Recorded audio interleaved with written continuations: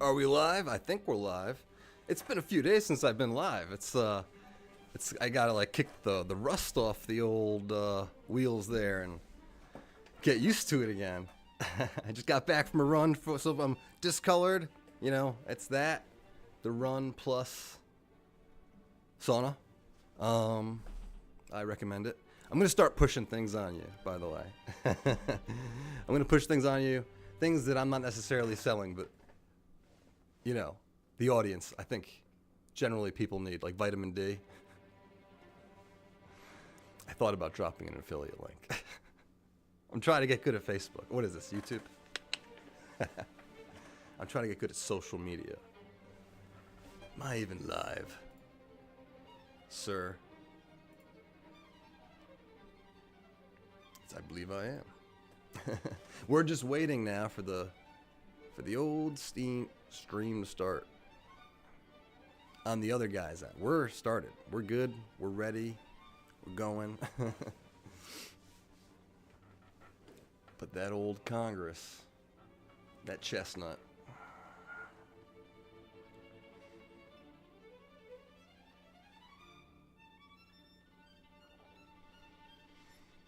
Like, looking, do I have a bottle of water? I do not. I know where there is one, I think.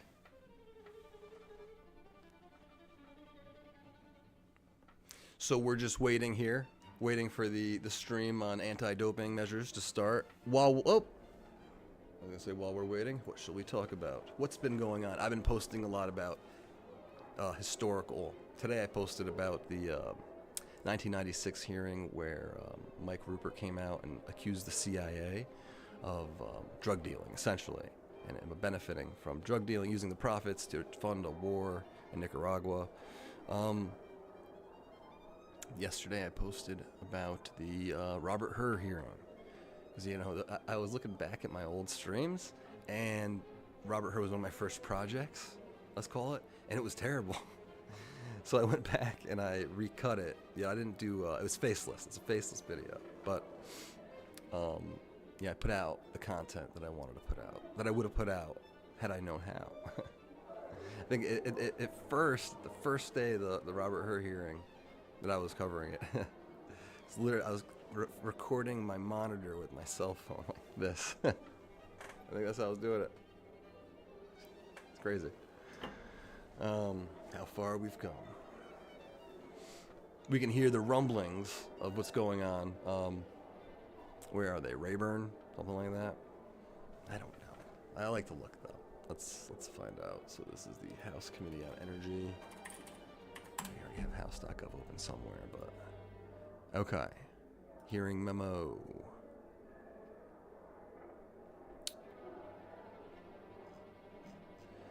We got the where, the when, the why.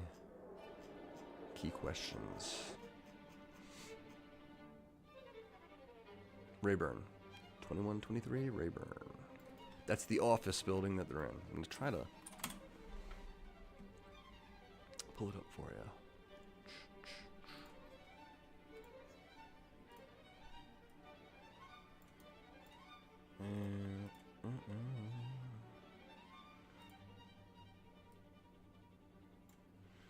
Okay, so this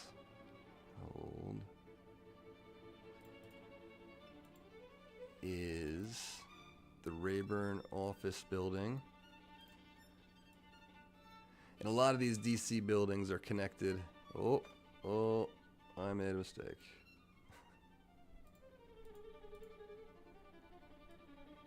By tunnels, various systems like that. So somewhere, 2123, they're in there, and we are waiting for them to start the hearing on anti-doping measures for the 2024 Olympics. Michael Phelps is among the witnesses, the witness list, confirmed witness list.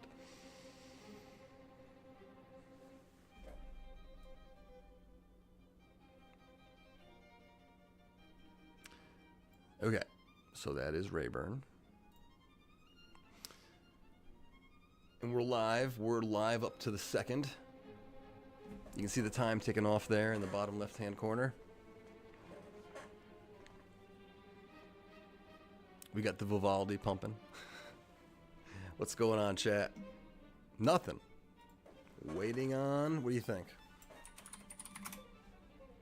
Let's just put out there what this is. Anti-doping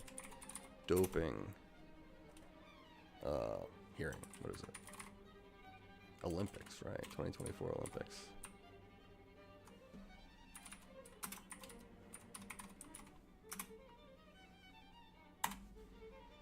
And we're pinned, baby.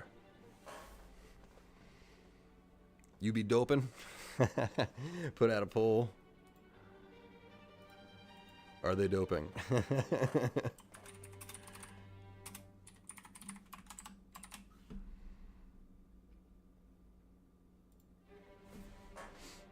Just curious. Yeah, I'm pretty sure, right? Not all of them. Not all of them. You can usually tell, right? I mean, there are telltale signs when someone's using some sort of... usually. Not always. Man, did you see the documentary? What was it? Where the guys... I think it was Russia. Where they were using some sort of component or element from birth control to just... It was called Clear. And they were just... I don't even understand how it works. That's where the More Plates, More Dates channel comes in. They know all the science. It's funny when you get Peter Attia. Did anybody see that? Peter Attia interviewing Derek, More Plates, More Dates, where you have like the hardcore academic, you know, traditionally trained guy. And then you have the guy that seems like he's basically trained in the library. You know, basically the Good Will Hunting story. He's like got his PhD in TRT for 23 cents on a library card or something like that. And an internet connection. And he's the go-to guy. You know, there's clinics all over the country. Oh man, I went to a clinic once. I wanted to optimize for a marathon, and I didn't know what that meant. I wanted to just like push the envelope in a healthy way and train, but also get the benefits from hard training and eating right. You know, maximize those benefits. But I went to one of those clinics, and I mean, all they're doing is prescribing some sort of TRT. There was nothing else. I was expecting, you know, some sort of like root ground up, what is it, Fedoja agrestis, Tonkat Ali recommendation. Nope, it was it was straight TRT, and the guy was not someone who I wanted to look like. You know what I mean? You know when that's the case? Or is it just me? If the doctor looks so far off the mark, like what is this? So what do you think? It's Phelps signing autographs, and that's why we're delayed here. What was it the other day? I forget which hearing it was, but it was delayed by an hour because I think Trump was in the building, basically. Which I don't mind. The other side minded. That was great. What do you guys think? What's going on, chat? Someone's got to start. Where's my usual suspects? Probably eating dinner with their families, like upstanding citizens like they are. Because that's what we are here, by the way. We're watchdogs.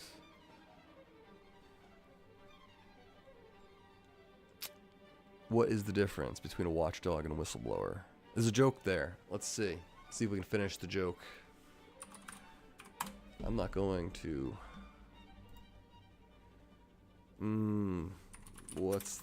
Has anybody done this before?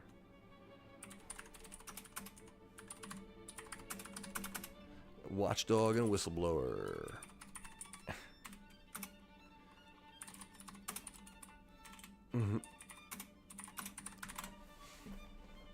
Watchdog and whistleblower. No, okay. I'm getting the definition. Watchdog's like a noisy neighbor. Who's always peeking over the fence, making sure you're up to no good. Make sure you're not up to no good. Whistleblower's more like your little brother sneaking into your room tattling on you.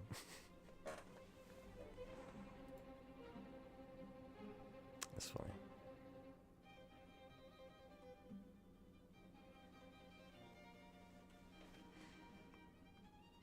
All right, any minute now. Michael Phelps. Chat, how was your weekend?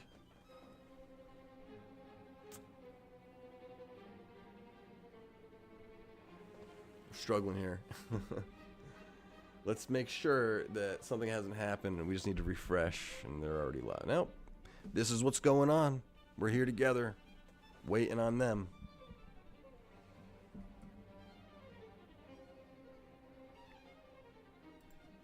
Let's just check the old interwebs and make sure. Anti-doping hearing. Hey, one of the top 3, baby.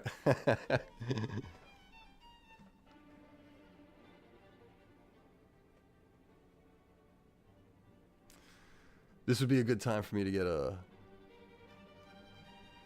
get my water bottle. Let me leave you with, I can't leave you with nothing. What video did I post today? Let me see if I can find that real quick. Whoop. Well, just in case. I'm going to leave it. Oh, yep, nice going. We're good. You can't really see it. It's really washed out, huh? Really bright on the bottom here. Might have to change that a little. Any way to do that? What have I done? Is it a filter or a property? We're gonna try.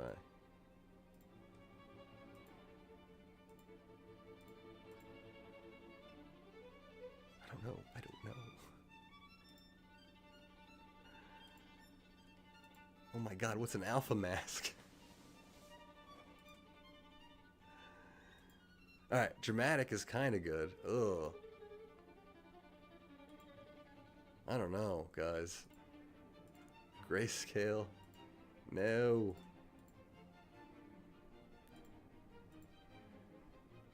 Flashback. That's what we... Oh dear. Action movie. Hearth. Wintergreen. Are you getting this? I sure hope you are. Heat map. Cell shade. Oh no. No, okay. Thank you for bearing with me. Thank you. Trying to figure out. It's too bright. Trying to turn the brightness down here. It's probably so simple. And we're still waiting on the hearing, so this is, no better time. Gosh. Is it a property? Doesn't appear to be. This is a configure video kind of thing. Nope.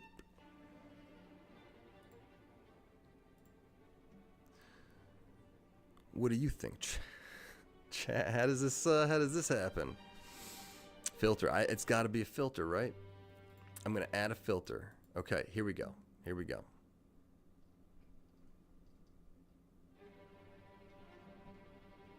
Crop pad gain, color correction. Feels like color correction, right? Brightness. Hey, there we go. Oh dear. Huh.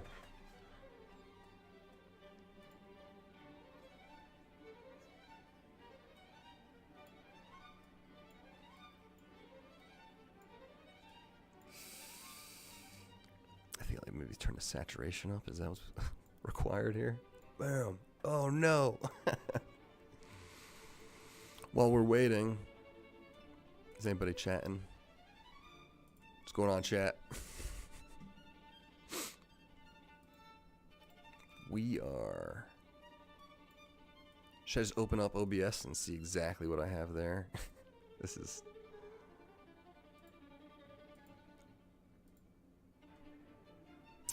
It's gotta be that. Color correction. Alright. So, if I go into OBS I won't be able to get into my camera, but I can see the settings, right? And filters, color correction. All right. Amazing. Oh no. How's OBS already running? Okay, so gamma 0. I feel like I'm giving away something by saying negative 0.23. Brightness. Oh my god, that number. I'm copying it, pasting it.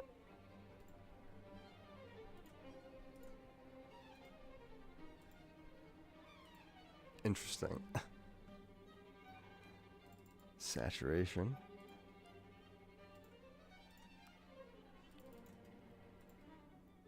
Okay, getting a little color here.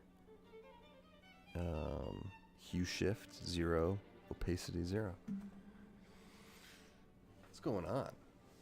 That's weird, right? Too bright. Let's turn the brightness down more.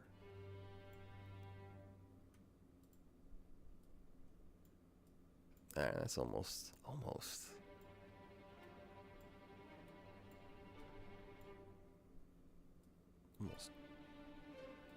What is that whiteness? Chat, let me know.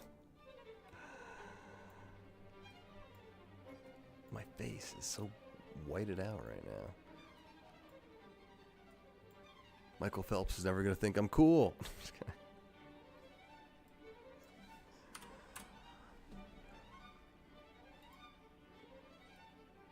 I don't know.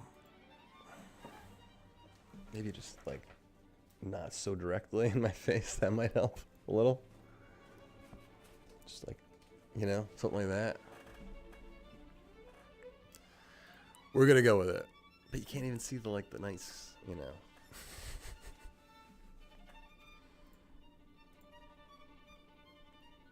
Close enough for government work, I guess. So they, as they say.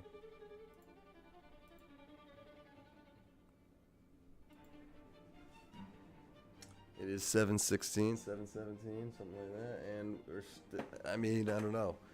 Let's go to X and see what's going on.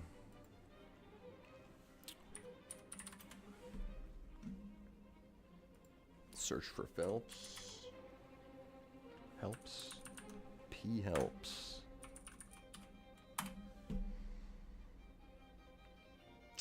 And hold on. Whoop. The latest. Oh dear. It's a good thing I didn't put that up. Stream would be canceled. How does this have anything to do with Michael Phelps? Elon. Don't go to Twitter and just search for Phelps by latest. This doesn't make sense. Oh, I see. I think maybe there's someone named Phelps. So that's not Michael, that's on OnlyFans. Okay.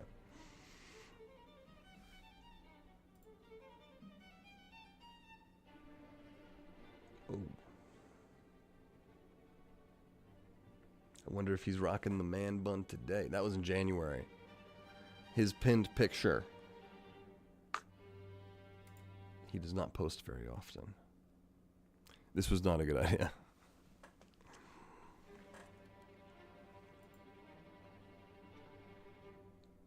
Mm-hmm.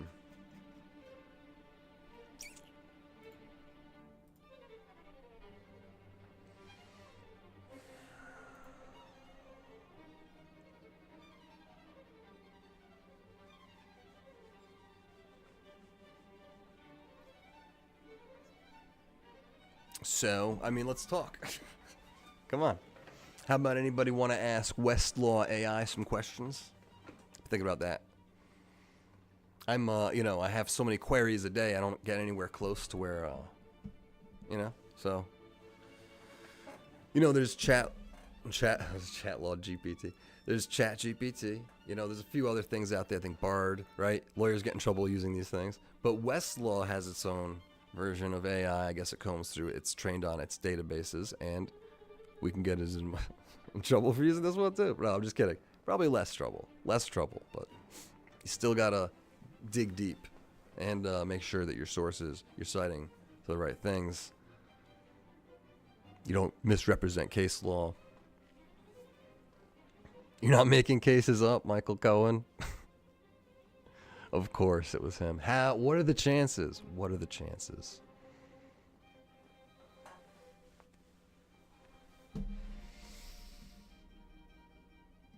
We still waiting.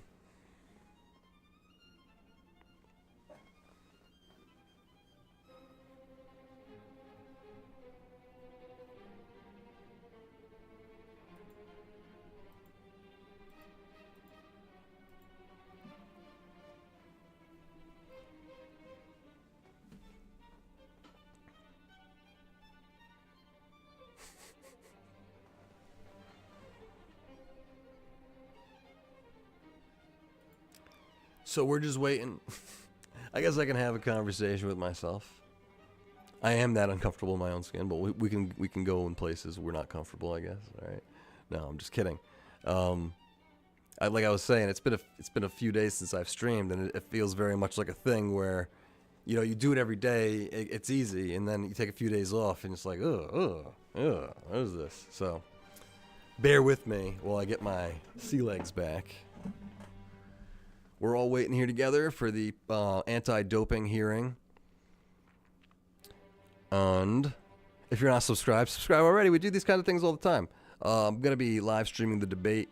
Probably going to be coming up with a thumbnail for that tonight.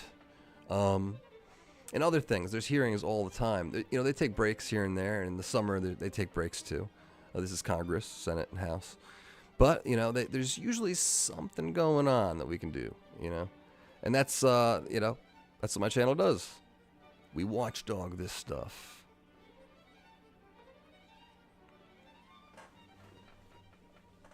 Because it's like, I used to think the news covered it. They don't cover it.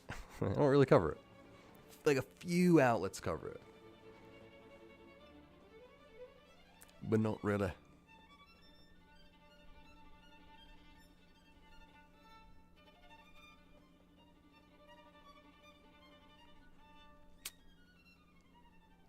What do you think they're doing? Do you think it's it's in Rayburn, so it's not like it's a different time zone. Sometimes they travel. It's like a traveling show. Oh, I'm hearing some action. We do have to wait for a few more folks to show up, but we're going to try to get started so that everybody knows. We do have, we're informal at this point, but Mr. Phelps has to leave at 8:30. Ms. Schmitt has to leave at 8:45, so we're going to do the best we can. And we apologize. When we scheduled this, we didn't know that we were going to have a swearing in on top of everything else. So we do apologize for that. And hopefully Ms. Castro will be here in just a minute.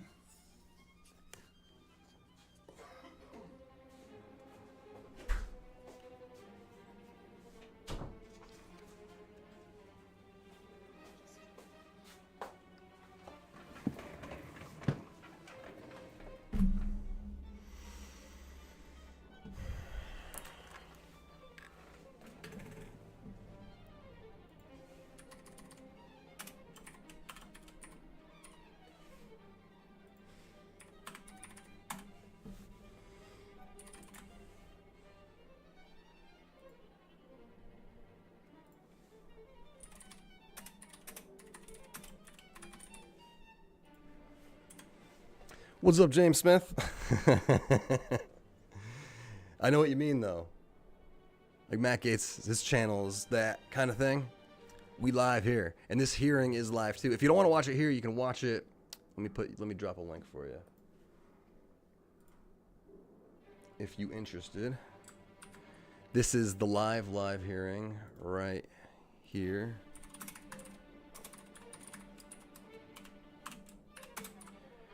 Jams. I ask all our guests to please take their seats. Ms. Castro having arrived, call this Subcommittee on Oversight and Investigations will now come to order. I now recognize myself for a 5-minute opening statement. As U.S. athletes prepare to compete in the Paris Olympics, a cloud of uncertainty hangs over the reliability of international anti-doping enforcement, which is supposed to eliminate the use of certain performance-enhancing drugs. This committee has been alarmed to learn from news reports that several swimmers representing the People's Republic of China tested positive for banned performance-enhancing substances and then went on to compete in the 2021 Tokyo Olympics. Just last week, 11 of these swimmers were again named to the People's Republic of China's 2024 Olympic team. All of this comes after the World Anti-Doping Agency, or WADA, ignored signs of systemic Russian doping for years. 7 years ago, this Oversight Committee held a hearing on ways to strengthen the international anti-doping system. It is unfortunate that we have to be here again. Two witnesses from that 2017 hearing are back with us today. Premier Olympian, Mr. Michael Phelps, and the CEO of the United States Anti-Doping Agency, or USADA, Mr. Travis Tygart.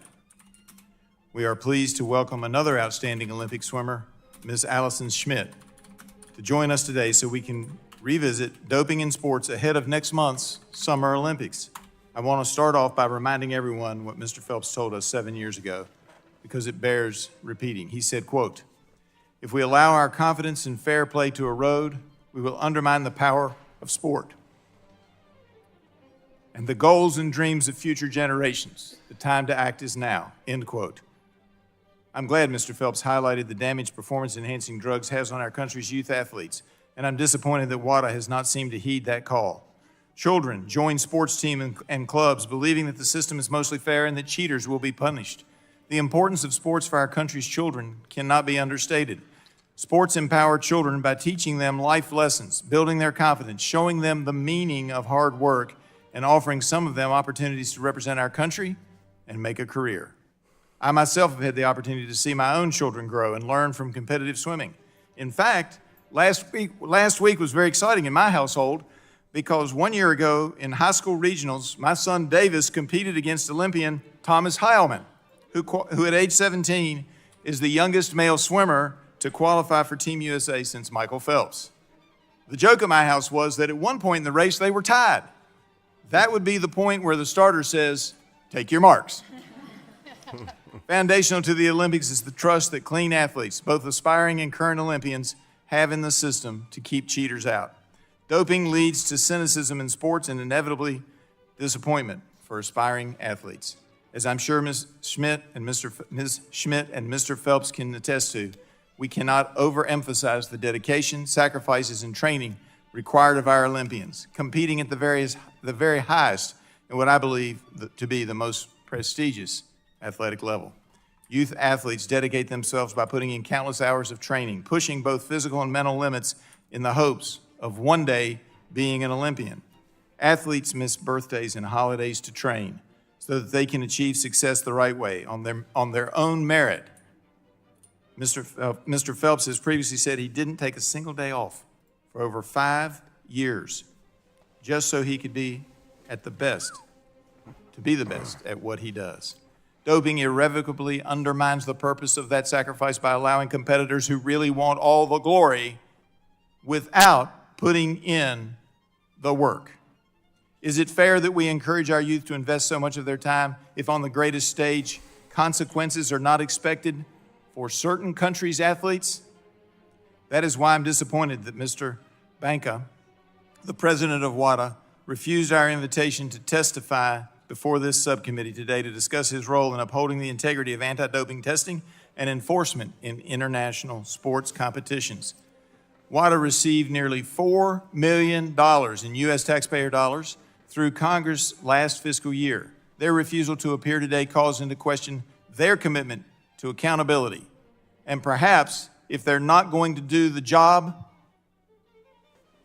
we shouldn't even fund them. Mr. Banka and WADA have hidden today, rather than explain how WADA let over 20 swimmers representing the People's Republic of China compete in international competitions after they tested positive for a banned substance. Cheating athletes take away spots and take away medals from clean athletes. The integrity and sanctity of sports is critical for the Olympians competing, but also for the children who dream one day to be an Olympian or excited that they once were in the pool with an Olympian.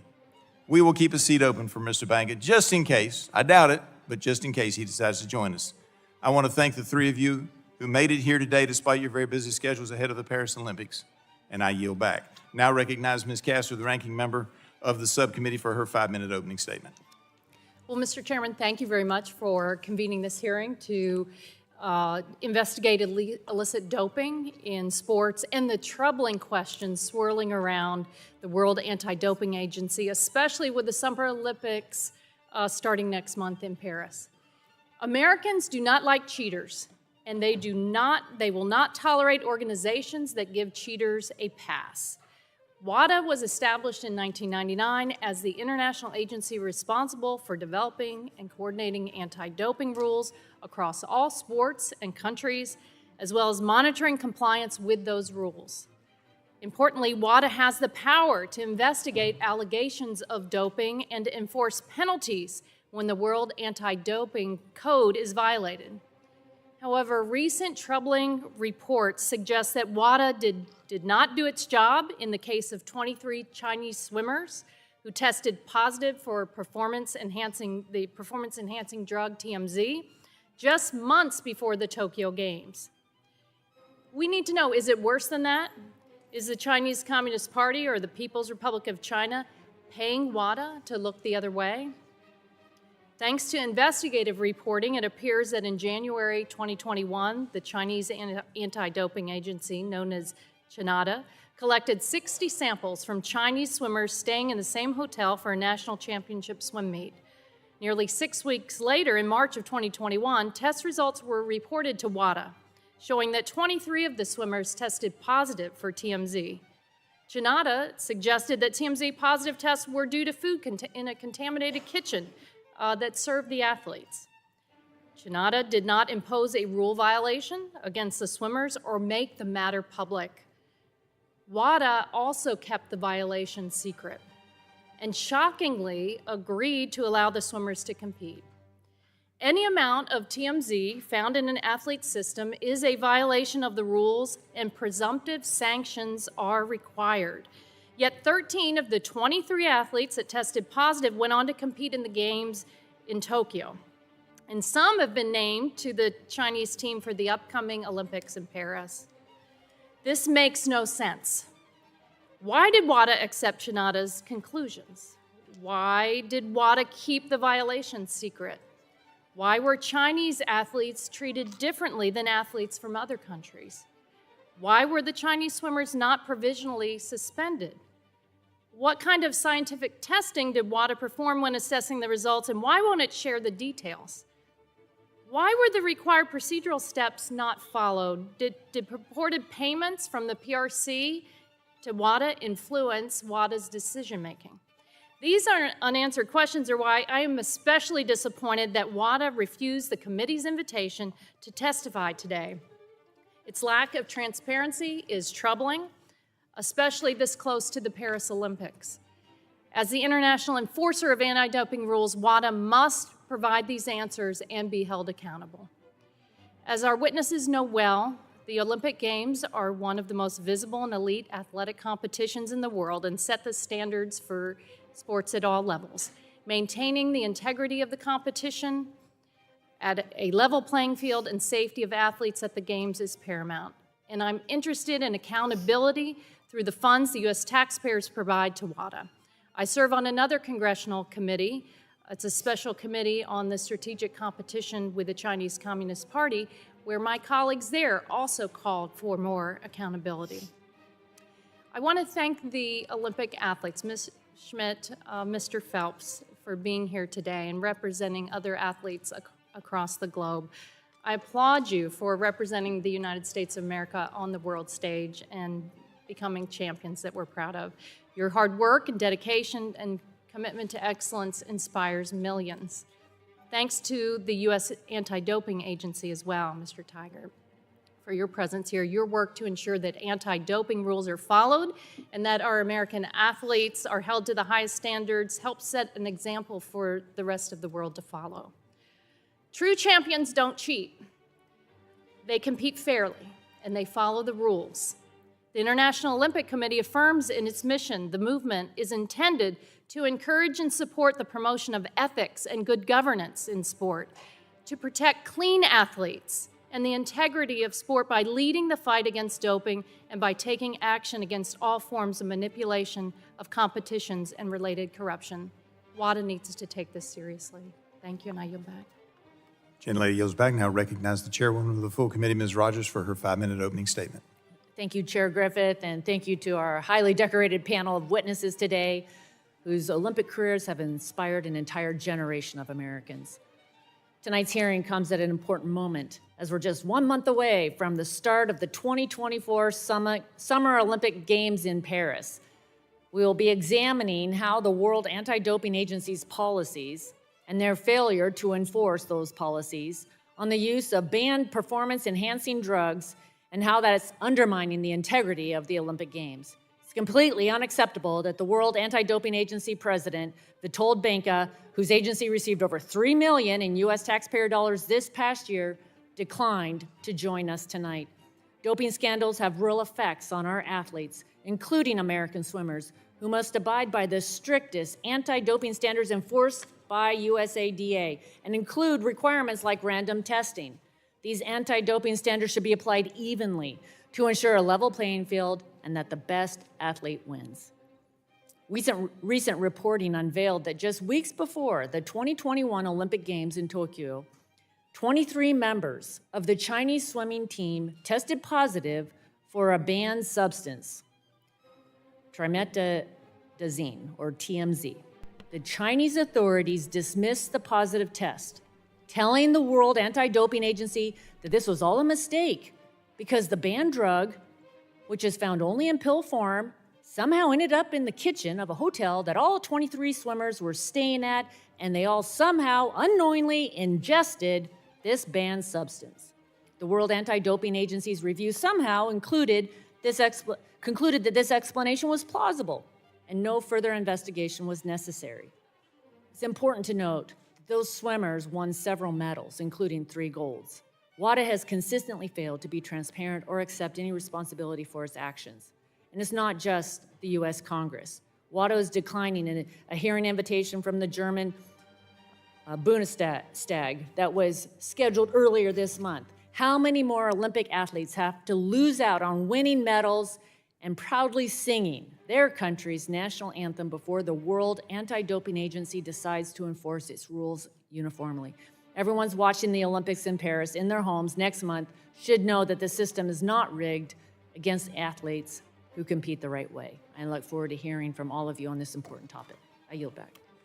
Ms. Rogers yields back. Now recognize the ranking member of the full committee, Mr. Pallone, for his 5-minute opening statement. Thank you, Mr. Chairman. Every 4 years, the world comes together to watch the best athletes in the world compete for gold at the Olympics. And over the last couple of weeks, American athletes have been competing against each other for the opportunity to represent the U.S. at the Olympics next month in Paris. And I was thrilled to see that 2 New Jersey swimmers, Matt Fallon and Jack Alexey, earned spots on the Olympic swim team at the Olympic trials in Indianapolis last week. And the Olympics only happen every 4 years, but these dedicated athletes train around the clock, day in and day out, for the opportunity to compete. And they should be assured that the world competition is fair. So I want to thank the witnesses who are here today and demonstrate their ongoing commitment to drug-free competitive sports. Michael Phelps and Allison Schmitt are 2 of our nation's top Olympic athletes who have both dedicated most of their lives to rigorous training and incredible discipline to showcase their talents and represent the U.S. on the world stage. And both of you have made our country proud through your athletic achievements, and you continue to make us proud by standing up for clean sports. The CEO of the U.S. Anti-Doping Agency, Travis Tygart, is also here, representing an institution that works tirelessly to ensure clean competition and the integrity of sports. USADA's drug testing and educational programs are held up as examples of the strongest and most effective anti-doping programs in the world. And thank you for your important work and the example that you set. I have to note my extreme disappointment and frustration that the World Anti-Doping Agency declined the committee's invitation to testify WADA is supposed to play a critical role in ensuring that sports are fair and that competitions are clean across the world. They were established to enforce the rules that keep everyone safe and uphold the integrity of global sporting events. It's really outrageous that WADA does not have the courage or integrity to show up and defend itself here tonight. WADA should be protecting clean sport and not hiding from accountability. Now, we need answers directly from WADA about the disturbing allegations against Chinese Olympic swimmers. Recently, the world learned of the allegations of doping amongst Chinese swimmers that happened in early 2021, 7 months before the Tokyo Olympics. It was especially alarming to learn of WADA's role in sweeping these positive tests under the rug and allowing the Chinese anti-doping agency to ignore the rules by not making the violations public and failing to issue proper sanctions on the affected athletes. 13 of those swimmers that tested positive for banned substances competed in Tokyo and won several medals. Not only were there no repercussions for violations of the doping rules at the time, but 11 of those swimmers are on the national team for China now and will compete again in Paris next month. So WADA's mission is to police doping in the international sports arena. The positive tests from the Chinese swimmers raise serious concerns about WADA's effectiveness in this role. To ensure the integrity of international competition, WADA must send an unambiguous message that it will enforce the rules established in the World Anti-Doping Code and apply all sanctions equally for any violation. So we need a full, clear, and truly independent examination of what happened in the case of these swimmers, and equally important, a thorough assessment of WADA's actions and inactions. I'm aware that WADA has commissioned an investigation which is ongoing, is expected to conclude before the end of this month. But WADA should commit to making the results of this investigation public and answering our questions. The international sports community deserves to know what the investigation found and to assess whether the probe was truly independent. All athletes deserve a cop on the beat that will enforce the rules without fear or favor and ensure the integrity of the competition is not being questioned. So I look forward to learning what action is needed to ensure the strong and fair international enforcement of our anti-doping rules. An assessment of the appropriateness of WADA's action must occur to determine what went wrong and how to prevent it from happening again. So I thank all of you, the three of you who did show up today, to ensure a level playing field for all athletes and to maintain the integrity of international sports at the highest levels. Thank you again, and thank you, Mr. Chairman. I yield back. Gentleman yields back. We want to thank our witnesses for being here today and taking the time to testify before the subcommittee. You will have an opportunity to give an opening statement followed by a round of questions from members. I should also mention that that concludes the members' opening statements, and the chair reminds members, pursuant to committee rules, all members' written opening statements will be made a part of the record. Please provide those to the clerk promptly. Witnesses, you are aware the subcommittee is holding an oversight hearing, and when doing so, we have the practice of taking testimony under oath. Do you have an objection to testifying under oath? Seeing that none have an objection to testifying under oath, we will proceed. The chair advises you are also entitled to be advised by counsel pursuant to House rules. Do any of you desire to be advised by counsel during your testimony today? As y'all can tell, I'm trying to do this a little fast. Seeing none, please rise and raise your right hand if possible, if you're capable. Do each of you promise or affirm to tell the truth, the whole truth, and nothing but the truth, so help you God? Seeing the witnesses answered in the affirmative, you are now sworn in and under oath, subject to penalties set forth in Title 18, Section 1001 of the United States Code. With that, we will now recognize Mr. Phelps. Y'all can be seated. We will now recognize Mr. Phelps for 5 minutes to give his opening statement. Mr. Chairman, members of the committee, good evening. My name is Michael Phelps, and I come before you today, not just as a 5-time retired Olympic swimmer, but also as an advocate for mental health awareness. The conversation around mental health, especially for athletes, is incomplete without addressing the integrity of sport and fair competition. Representing the United States on the world stage has been one of the greatest honors of my life. Through my 15-year career, I competed in over 5 Olympics and 6 World Championships, winning a combined 65 gold medals for my team and my country. My journey in the pool has taught me the values of hard work, dedication, and above all, fairness.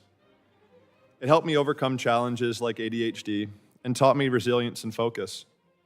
However, the constant suspicion on doping eroded the mental state that took a lifetime to build. While competing at the highest levels, I witnessed firsthand the pervasive uncertainty and the suspicion surrounding doping, which significantly affected my confidence and that of my fellow athletes. The hardest part was seeing athletes achieve seemingly impossible feats, knowing the immense effort and sacrifices required to reach these heights cleanly.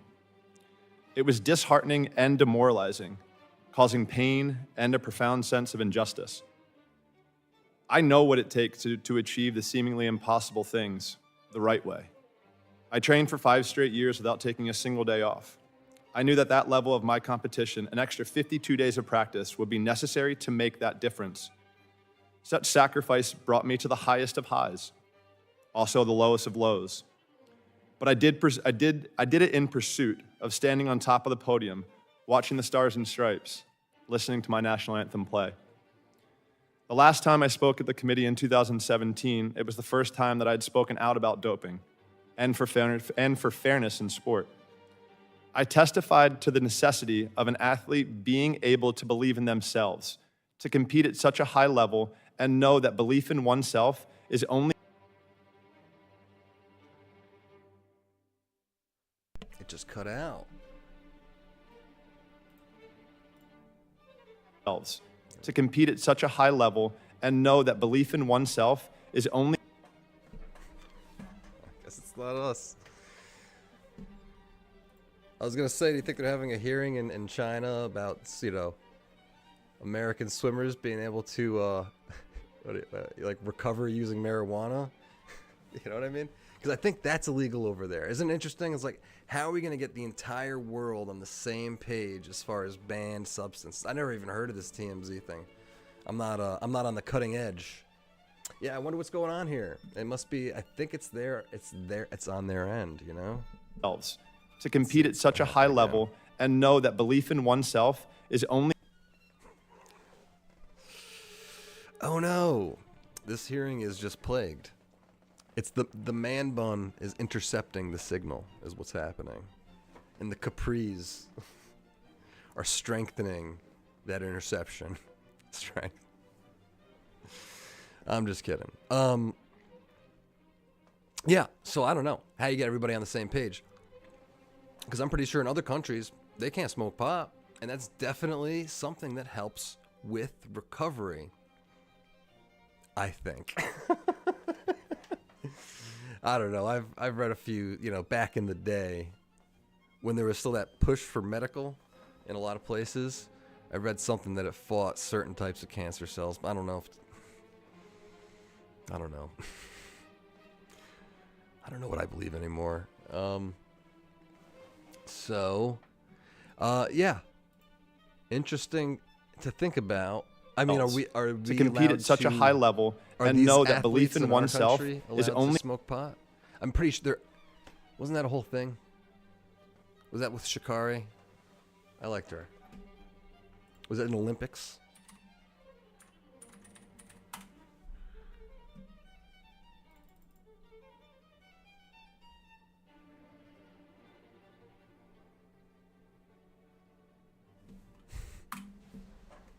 Yeah.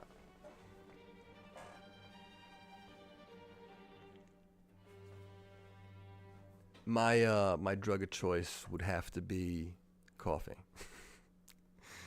So if there are any advertisers at coffee, send your coffee.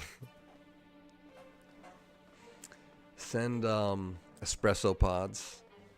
We can work something out. But I suppose if there is, because I don't know if you're anybody watching in the future coming back and to compete at such a high level and know that belief in oneself it's is just only buffering. This is the same spot. This is as far as it gets, and then it cuts out. This is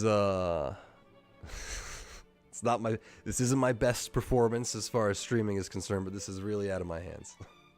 I mean, mistakes were made on my part. I think we had the old title way up there. It was still a Boeing hearing title. Yeah, I mean, in my opinion, look, I'm somewhere where marijuana is legal, but I'm just a coffee guy. But too much coffee, and I believe if I had to, that's the way to go. See, I'm the other way around, shitwalker. Coffee's my first drug of choice. But I do believe anything that grows naturally out of the ground, and I know, you get to a point where we're like, okay, well, now we're talking about refining cocaine. I'm not. That's too far. But marijuana, you smoke it after you dry it, pretty much. I think that's the whole process. Okay, in my book. Mushrooms, I think it's a similar situation. You know, both very few instances. You don't hear a lot of people having bad, you know, they don't die from it. Not too many cases of violence that I hear about. I was at the public defender's office too, volunteering for a little while too. While it's sometimes a component of some cases, it's not. The thing that's the trouble is cocaine. You see guns and ammo and cocaine. Yeah, suppressing those things a lot. Yeah. So it's for me. It's a shot of espresso and a cold brew in the morning. That's what it is. So the espresso comes out nice and hot, but it goes into the cold brew. A little bit of almond milk creamer. Done. Yeah. Yeah. Yeah. Anything white powder. If I have to put it up my nose, nothing. I'm not doing it. That's basically. I do like UFC, Sam. I do. Yeah. Some people shouldn't do shrooms. Yes, I 100% agree. Shouldn't be. There's a lot of, I don't know, it's spiritual or religious experiences, but it's something, right? And if you got to think 100 plus years ago, it wasn't banned. There weren't laws about it. I don't think. It's not like I was in every. I'm not omniscient or like whatever it is, but you can't. Yeah, it just popped up overnight. What are you gonna do about it? This has been my line for a while. A few years, you'll see me in the UFC teaching Americans. Amen. Hey, I love that, Sam. I love that. I'll be cheering you on, man. Yeah. Hey, Hakan. Grazie. Thank you. Let's just refresh. I'm going to mute it because we keep hearing him say the last 5 words, and then it just kind of buffers. But I think we might be here. Yeah. This is where we are. Yeah.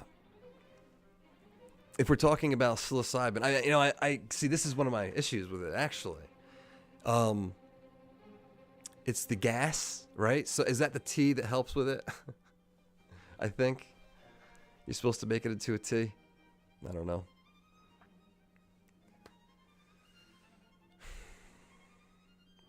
Not that, it's mostly just coffee for me, guys. Let's see. I take a bunch of ground up roots for other things, though. That's true. I do take the Fadoge. I take the Tonkat. Available. Turkesterone.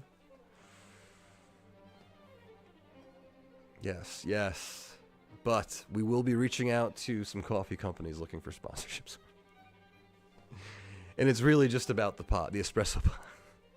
It's just about the espresso pods, all right? I don't want to sell anything, but I do enjoy drinking my coffee out of my mugs. If you go to davethelawyer.store, I have some funny like lawyer-themed mugs I put out there. They're honestly better than anything they got on Amazon. I tried all those, and they weren't great. So me and my kids designed our own. And they make me smile. And that's what everybody gets in the family for holidays now. They all get, Father's Day and stuff. They get the mugs in the Dave the Lawyer store. Let me put that in there. And I'm not trying to. If you need a mug, check it out. Oh, you know what? I think if I drop it as a proper link, it will. Might be actually clickable, maybe. I don't know. If not, whatever. No pressure. If you need a mug in the near future, they're great mugs. And also I have one. If you're like me and you think that Jack Smith has gone too far and his Twitter feed is highly unprofessional, I made a Tiers of Special Counsel mug. It's kind of like the Tiers of Opposing Counsel. Yeah. Vicky, if we're talking about Jack Smith, I agree. It kind of looks like this hearing might be hung or buffering, if you will. He's just going to say the same 6 or 7 words and then it's going to buffer again. I don't want to hear it. Thank you.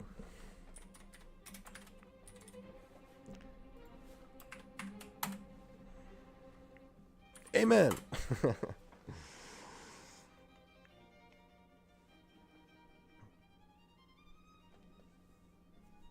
And we're gonna wait here a little longer, I guess. We'll give it, what is it, like the 15-minute rule or something like that? I don't know how long we've been her, but I mean, that's a powerful man bun. I think technically it's not a man bun. It's kind of, it's off to the back. Is that something else?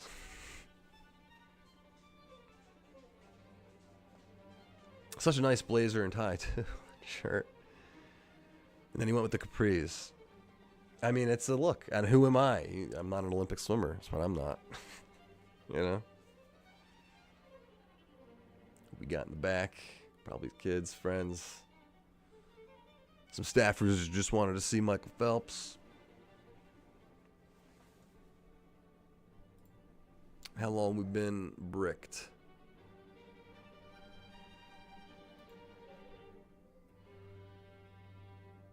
We've been bricked for about 10 minutes. Do you think do you think they know that they're bricked? I always wonder. It is a man. I think we're talking about Phelps. I don't know. He's got a very distinct look going on here. I don't know what that look is, but it's distinct. Let's try to figure out what's going on here.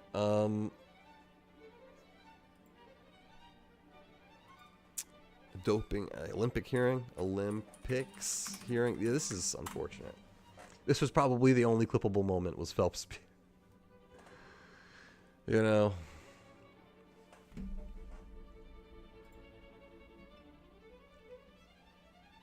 You may have links disabled in settings. I think you might be right. I don't want to stray too far. The only settings I'm getting.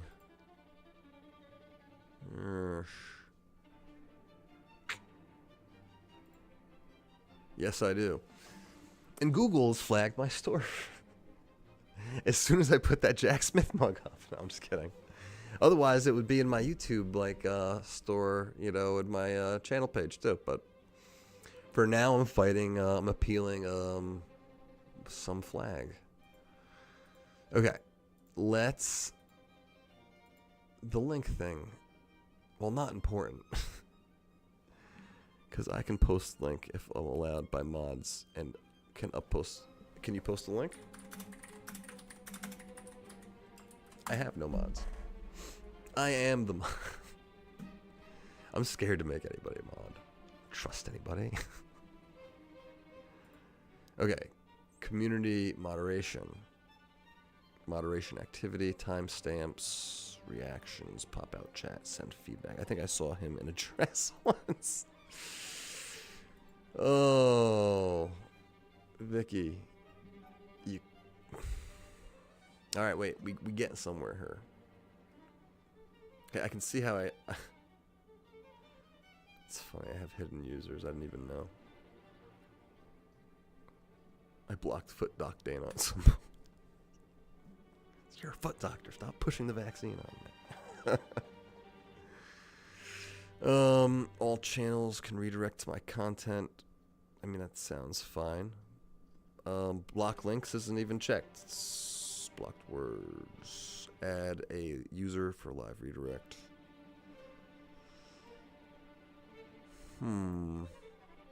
Comments on your channel on. Messages in your live chat. No, we're good. I don't know. It's not important. Come on. I'm not a mug salesman.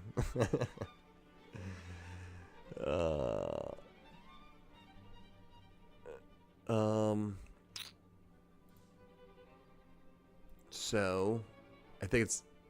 We'll give it a few more minutes. Discard changes. I guess save changes. I don't even know what changes I made. Oh, God. Well, I think I saw people can read it or opposite. That's so weird. All right, I have an idea. I am going to check out in an incognito window. Not that link. The stream link. Yes? Yes. And let me refresh this page just so I can be sure. Yeah, I mean, everybody stopped watching this thing. He's gonna mutter some stuff and then it's gonna go buffer. Yeah.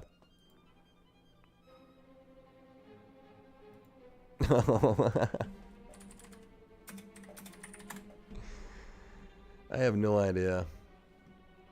I'm learning as I go. You should see the leaps and bounds of improvements from the first live stream. I was showing before, I think I was recording the Robert Herr hearing with my phone. I felt like I was a cameraman. And then pretty quickly I figured things out from there. And but occasionally we run into these kinds of things where things are delayed or something happens. You think someone kicked over the internet there? I don't know. But it's 8 o'clock. And I don't think we can wait all night. Damn it. I needed this stream so bad. I'm close to 30,000, guys. If you're not subscribed already, please go ahead. Subscribe. We like to say knowledge is power. Subscribe for more. We put out a lot of shorts on oversight, the judiciary, a lot of oversight hearings of the judiciary. But just oversight in general. And so I clip those hearings. I make shorts out of them. Sometimes I do long form videos. And yeah, so we'll be live streaming the debate in a couple of days here. So like I said, if you haven't already, hit the bell if you want. Actually, don't hit the bell. Do yourself a favor. I put out a lot of shorts, so you don't want to get a notification every time. It's like, that would drive me nuts. So subscribe, but don't worry about the bell. I'll let you know in the community tab when something's going to happen, the day before. Because there's not a lot of notice on these things, So when's that? That debate is on the 27th. It's going to be a dual stream between, I think, C-SPAN and CNN. I don't know. I heard. Is it Tapper that's actually moderating, or is that just someone saying that he could never? The moderator is Jake Tapper. Okay, well, look, I would have to watch CNN to know anything about him, so. Okay, what would you do if a hotel chain you often use and at one hotel in their chain get harassed by their employees outside and end up getting finally got dismissed by the hotel, charged me for this day, and So when you say in PI means personal injury, so that they got injured because they were harassing you. I mean, the first thing you're going to need to do is, you do need a lawyer. And by the way, that's just general advice for anybody. But I really, I shouldn't get into the habit of giving advice on stream. But if you're in a situation where your freedoms, are being, if they're on the line, then you should always get a lawyer. And if you can't afford a lawyer, the state will provide you with a lawyer. These are rules pursuant to the 4th, 5th, and 6th Amendment. Due process and the right to an attorney, right not to incriminate yourself. But this is just general advice, like I'm saying. I could give this advice to anybody in the chat room. Anybody. So, yeah. I don't know about that. I would say, First Amendment. You were assembled and probably exercising your right to free speech in assembly. That's what I would say. But, like,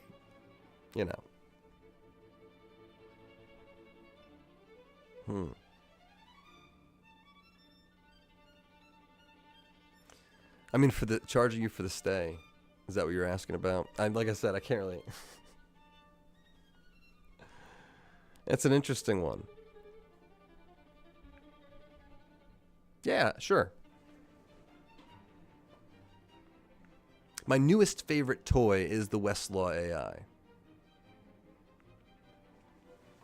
Let me pull that up, because it takes a while to get into.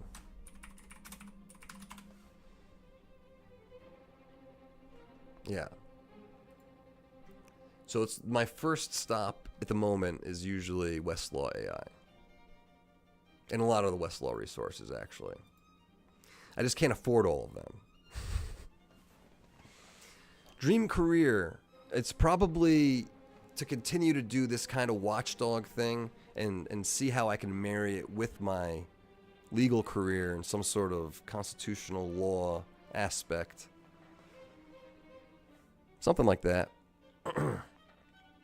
But to continue to do this, to make it make sense, if I can do this and law and not be some lawyer that charges you like a crazy amount of money because I'm doing, I'm supplementing that elsewhere, like somewhere on this platform, then that would be great.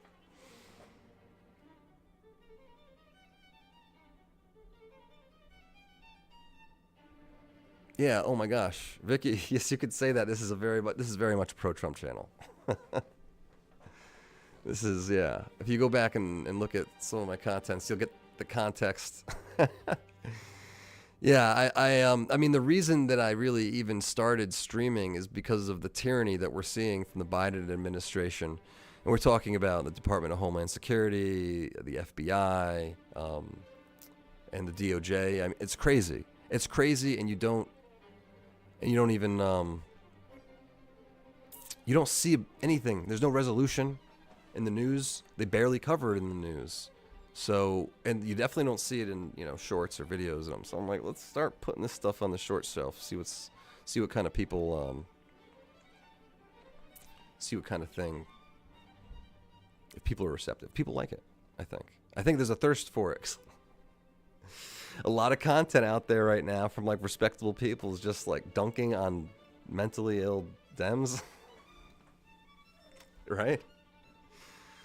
And I enjoy those videos from time to time, but for the most part, it's like, come on. There's other things we could be doing here. And the retainers, crazy puppet, retainer's different. It just depends on what the work that's involved, the time that's involved, the complexity of the work. These are all things. It's usually it's never the same thing. And sometimes you don't require a retainer. You can just go hourly. It just depends. Sometimes there's no retainer. Oh, I think we're back. It's not the same for everybody at level. And know that belief in oneself is only every single world record. All right, I'm going to go back to his beginning. On right hand, if seeing the Whitworth and Mr. Phelps, y'all can be seated. Mr. Chairman, members of the committee, good evening. My name is Michael Phelps, and I come before you today, not just as a 5-time retired Olympic swimmer, but also as an advocate for mental health awareness. The conversation around mental health, especially for athletes, is incomplete without addressing the integrity of sport and fair competition. Representing the United States on the world stage has been one of the greatest honors of my life. Through my 15-year career, I competed in over 5 Olympics and 6 World Championships, winning a combined 65 gold medals for my team and my country. My journey in the pool has taught me the values of hard work, dedication, and above all, fairness. It helped me overcome challenges like ADHD and taught me resilience and focus.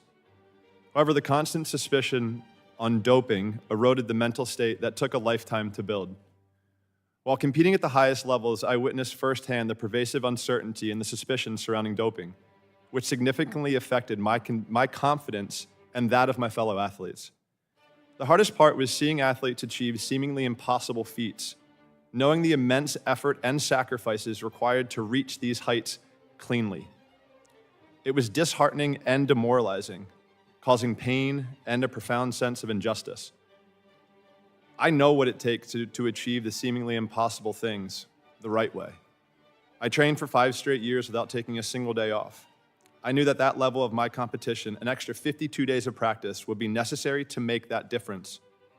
Such sacrifice brought me to the highest of highs, also the lowest of lows. But I did it in pursuit of standing on top of the podium, watching the Stars and Stripes, listening to my national anthem play. The last time I spoke at the committee in 2017, it was the first time that I'd spoken out about doping and for fairness in sport. I testified to the necessity of an athlete being able to believe in themselves, to compete at such a high level and know that belief in oneself is only every single world record I ever break. Same thing, vials of blood, and then urine. It's not the same for everybody Well, else. how short-sighted is it to undermine the integrity of an just international competition Jumps to where it like was, the I guess. Olympics? I don't know what happened. If scandals like this proliferate, then what happens to fair competition and in the interest of the public and all of us? It's a great question, and honestly, I think if we continue to let this slide any farther, the Olympic Games might not even be there. You know, I think there could be a possibility where, you know, there are other avenues that people try instead of trying to do it the right way. And as a kid growing up, again, you heard my dream was to wear the Stars and Stripes and stand on top of that podium and listen to my national anthem play. And I will tell you what, over a 20-year career, I got to do it a lot, and it was really awesome. But also, like Allison said, I outworked any single human on this planet, and that's a fact. And that's why I got the results that I got. And for me, I don't want kids growing up thinking that it's only doping and cheating where you're able to do these unfathomable things. Because people told me my whole entire life I would never amount to anything. I used that as motivation.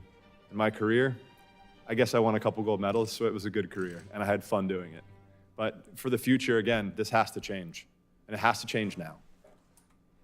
Thank you. Each one of us has been a little boy or a little girl who has had a dream. Now, Michael and I have had a dream in this sport and in the Olympic space. And to be robbed as a little kid, that there is not a clean playing field and a fair playing field, that's robbing little girls and little boys of their dreams. Well put, and now recognize Ms. Rogers for her 5 minutes of questioning. Mr. Phelps, the last time you testified before this committee, 7 years ago, you testified, quote, "For me as a father now, I don't know what or how I would even talk to my son about doping in sports. I would hope to never have that conversation, and I hope we can get it clear and cleaned up by then." Mr. Phelps, has the problem of doping in sports been cleaned up, where you can tell your sons that athletic competitions are fair and clean of cheating? No. From your standpoint, what is preventing competitions from being fair and free of illegal performing enhancing drugs? I think lack of level playing fields, lack of rule following across the board, right? You know, I mean, you heard the schedule that we have to give every hour of every single day. They have to know exactly where we are. USADA knows exactly where we are. And again, we are okay with that. If everybody else is doing that, then that's what I want, right? I want to be able to stand up to the block with somebody next to me and be like, all right, cool, this is me versus you. It's not me versus you and 7 other drugs. So, yeah. So would you just describe how vigorous a little bit the U.S. anti-doping agency testing standards are and just how often you were tested throughout your career? I would say on an average, I was tested 4 to 6 times a month, sometimes more, depending on if I was competing or not. When I was competing, it was pretty much every single session. It was the random testing, which again, I'm okay with. And yeah, I mean, it's you know, sometimes it's 6 o'clock in the morning and we're getting up out of bed on our day off in Colorado Springs, knocking on the door, we have to do a drug test, fine, no problem. But it's literally, I mean, for my whole career, I'm probably one of the highest tested athletes that we have. Is that fair to say, Travis? Yeah. So, so it's, again, if everybody else isn't doing that and I'm subjecting myself to it, it's just not right. And I know that there are other athletes as well. My competitors from the U.S. were going through the same exact thing, right? Ryan Lochte going through the same exact thing. We were number one, number two in the world, right? We're going through the same exact process. But somebody else who's number 3 in the world or number 4 in the world, number 5 in the world, they might have 2 or 3 drug tests, that's it.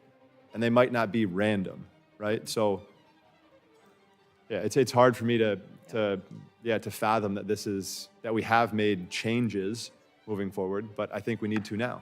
Thank you. Thank you, Mr. Tygart. Why does the World Anti-Doping Agency's explanation for why they ignored positive test results from 23 swimmers on Team China not hold up, in your opinion? Well, it's absolutely against the rules. Even if you buy this contamination theory, and keep in mind, TMZ is a controlled prescription medication. It's prohibited all the time. The default sanction is 4 years. It doesn't magically appear fairy dust in a kitchen of a hotel 3 months after this event happened during COVID when cleaning protocols were at the height of what they were. However, even if you believe this contamination theory, they still didn't follow the rules. And WADA has now admitted that China did not follow the rules. Because even if it's contamination that caused the positive test, and there are some of those cases. We have some meat contaminants, and these are drugs that cattle is treated with. And if you eat that oxtail, for example, it may cause a very, very low level of a positive test. We understand that. That happens. However, if that happens, it still has to be announced. There's transparency in the system. There's still disqualification, and there's still a violation. And that did not happen, even if you buy this crazy contamination theory. So what should have they done?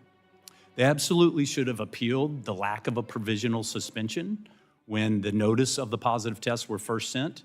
And if they were going to let the Chinese handle the case, WADA has the power to go in and grab a case out of a national organization's hands, and they handle it themselves in the first instance. And they probably should have done that when they saw that China wasn't giving their athletes due process. There was no B samples. They didn't give notice to the athletes. There was no provisional suspension, which is mandatory. But given that they didn't do that, when they then got the full file that demonstrated China swept these under the rug and didn't follow the rules, they should have immediately appealed those to the Court of Arbitration for Sport, like they do in hundreds of cases Thank you. on Are an any annual of basis. those athletes competing in Paris? 11 of them have made the team now competing in Paris. Ms. Schmitt, what does ignoring 23 positive tests do to trust in anti-doping agencies responsible for holding up the integrity, especially for clean athletes that compete the right way? There is no trust. And what we ask for is that trust for accountability and transparency. We don't have accountability, and we don't have transparency as we have not seen the full files. Thank you. Thank you all for being here. Really appreciate it. I yield back. Gentlelady yields back now, recognizing the ranking member of the full committee, Mr. Pallone, for his 5 minutes of questions. Thank you, Mr. Chairman. I want to follow up what Chair Rogers said and what Mr. Tygart said about this, what happened. It seems to me that the WADA code, that the rules, outline in specific detail how anti-doping violations are supposed to be processed and reported. The problem is they're not enforced, or they weren't enforced, and the lack of transparency.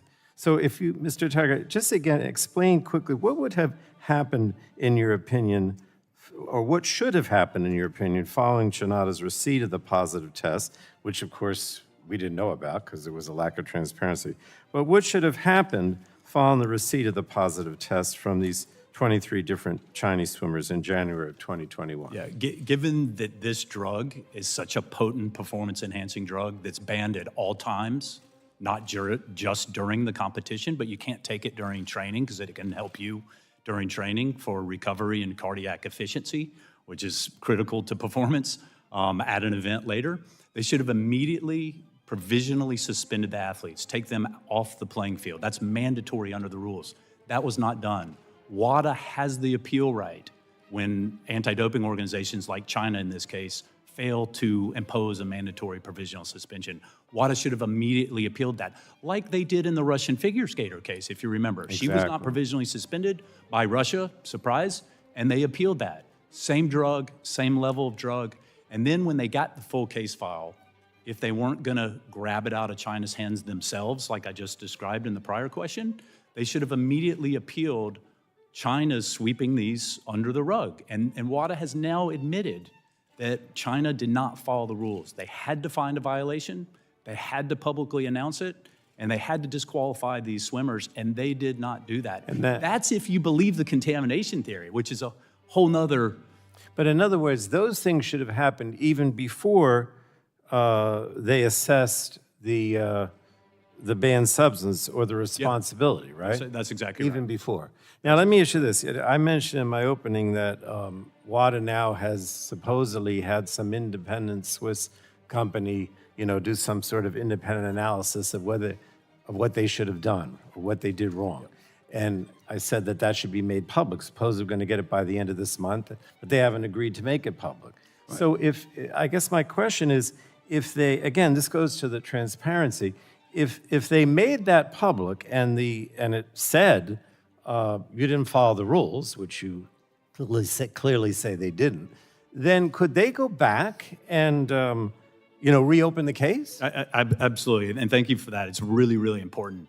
This, we believe, and we said it when they first announced this Cartier investigation, that it's a whitewash. We've seen these before. My guess is they will make some of that public. They may make the whole thing public.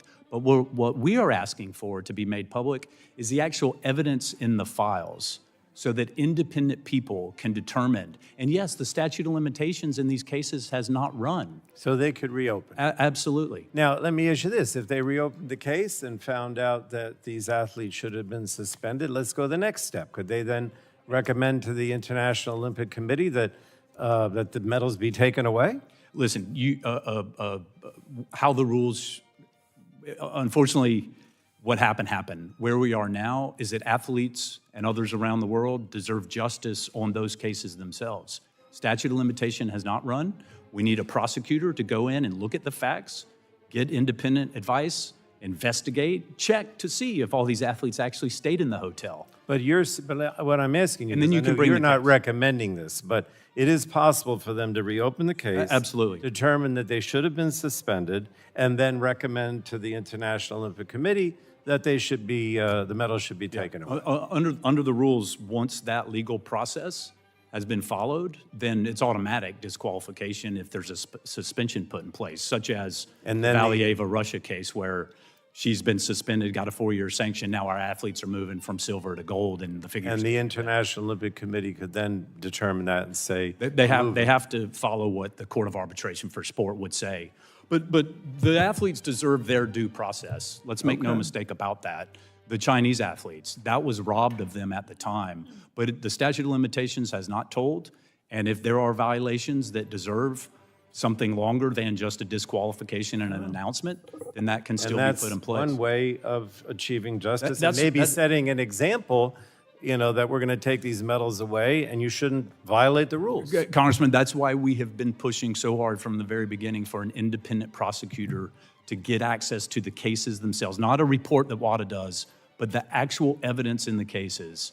Interview the whistleblowers, which was not done, and determine whether or not it is fair to bring cases against those 23 athletes, and if a sanction, the 4-year default sanction, should be put in place, or if it is contamination. And listen, if it is contamination and the evidence proves that, USADA, myself, we will be the first to raise our hand and say, you know what, that's contamination.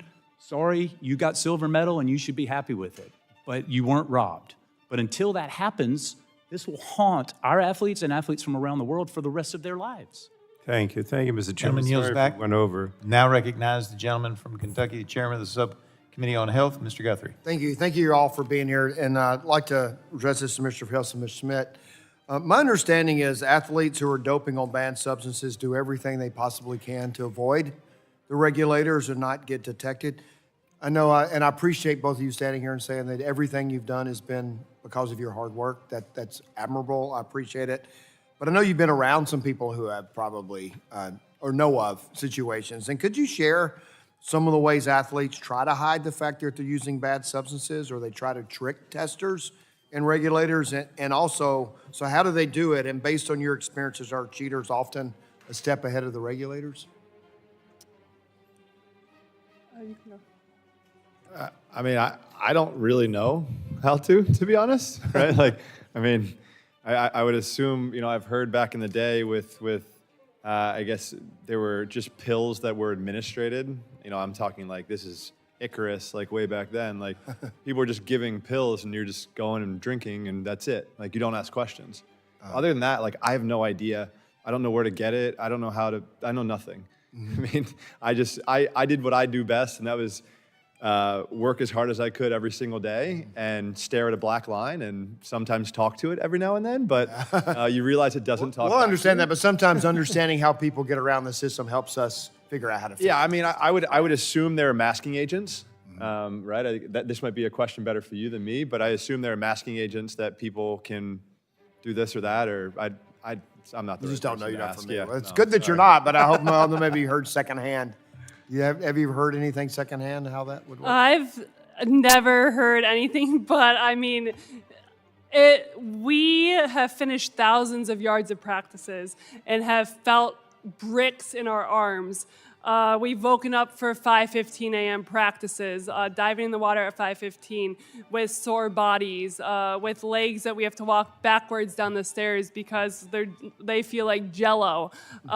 So, like Michael said, if I have ever heard of anything, we would go right to USADA. So people who get away with doping are just the regulators are not regulating. I mean, there's not a way around it. Either they're just not checking them. Is that what you're? That's what I'm Listen, trying to get to. I would say, and we should take some consolation, right, that whistleblowers have come forward and exposed deep state-sponsored doping in Russia. Holy cow, that's been exposed, and that was not dealt with as effectively as it should have been. I guess that's what I'm trying to expose. These are intentional regulating agencies that just allow it to happen. Here is the problem, is that the global regulator that's supposed to be the global referee to ensure that every country is being held to the same standards, we now have another example. Russia was one. We now have another example that whistleblowers in the media, just like Russia, exposed of them not doing the job. So it's There not were been able positive to tests. It's not been able to to sum up. And I'm going to go ahead and yield because I know we're against a time for you, a couple of you guys and others want to. But so to sum it up is that they're not been able to mask their doping. Are these regulating agencies, China and Russia, we know, are allowing it? More importantly, the World Anti-Doping Agency. Is turned their blind eye to them allowing You got it. All right, You got thank you. it. And I will yield. Russia and China have been too big to fail in their eyes, and they get a different set of rules than the rest of the world does, unfortunately. I'll yield back. Gentleman yields back. Now recognize Ms. DeGette for her 5 minutes of questioning. Thank you so much, Mr. Chairman. I'm the co-chair of the bipartisan and bicameral Congressional Olympic and Paralympic Caucus.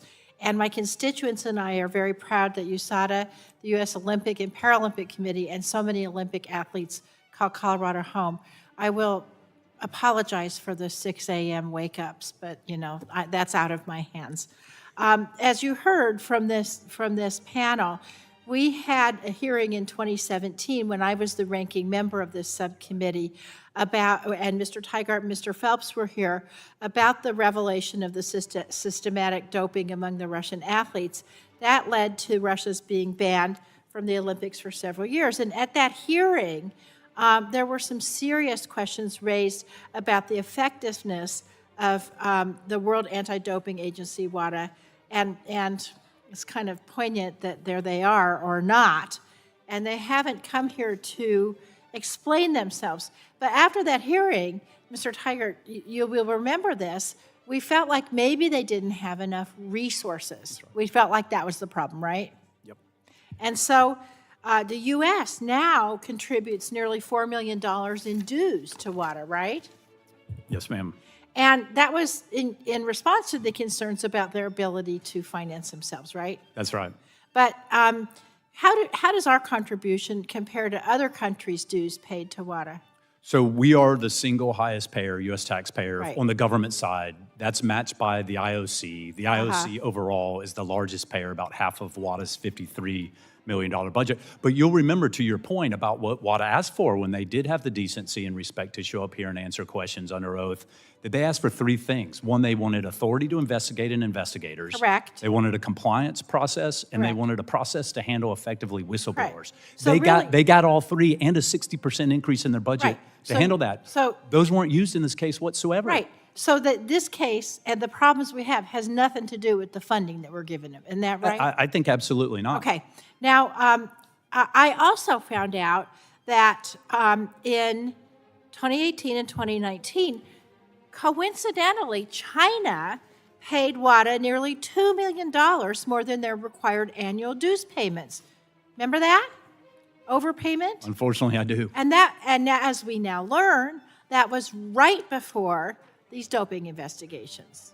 Is that right? And even worse, 500,000 of that close to 2 million extra payments was specifically given, earmarked for investigations. And now knowing that they didn't open an investigation into these cases, I'm not suggesting, I don't have evidence of a quid pro quo. You don't have to suggest anything. I think we'll just let that sit there. The optics and the perception of fairness and being objective, too good. unbiased is horrendous and, Yeah, and not too good. incredibly troubling. Okay. Another development since the 2017 hearing was the Rodchenkov Anti-Doping Act, which was a bill I co-led in the House with some other people, actually signed into law. That law makes it a crime to engage in a doping scheme at any international sports competition that is broadcast in the U.S., sponsored by a U.S. company, or in which U.S. athletes participate. Mr. Phelps, do you know about that law? No. Okay. I don't. And I'm not going to. But do you think a law that would do what I just said would be helpful for athletes who dope?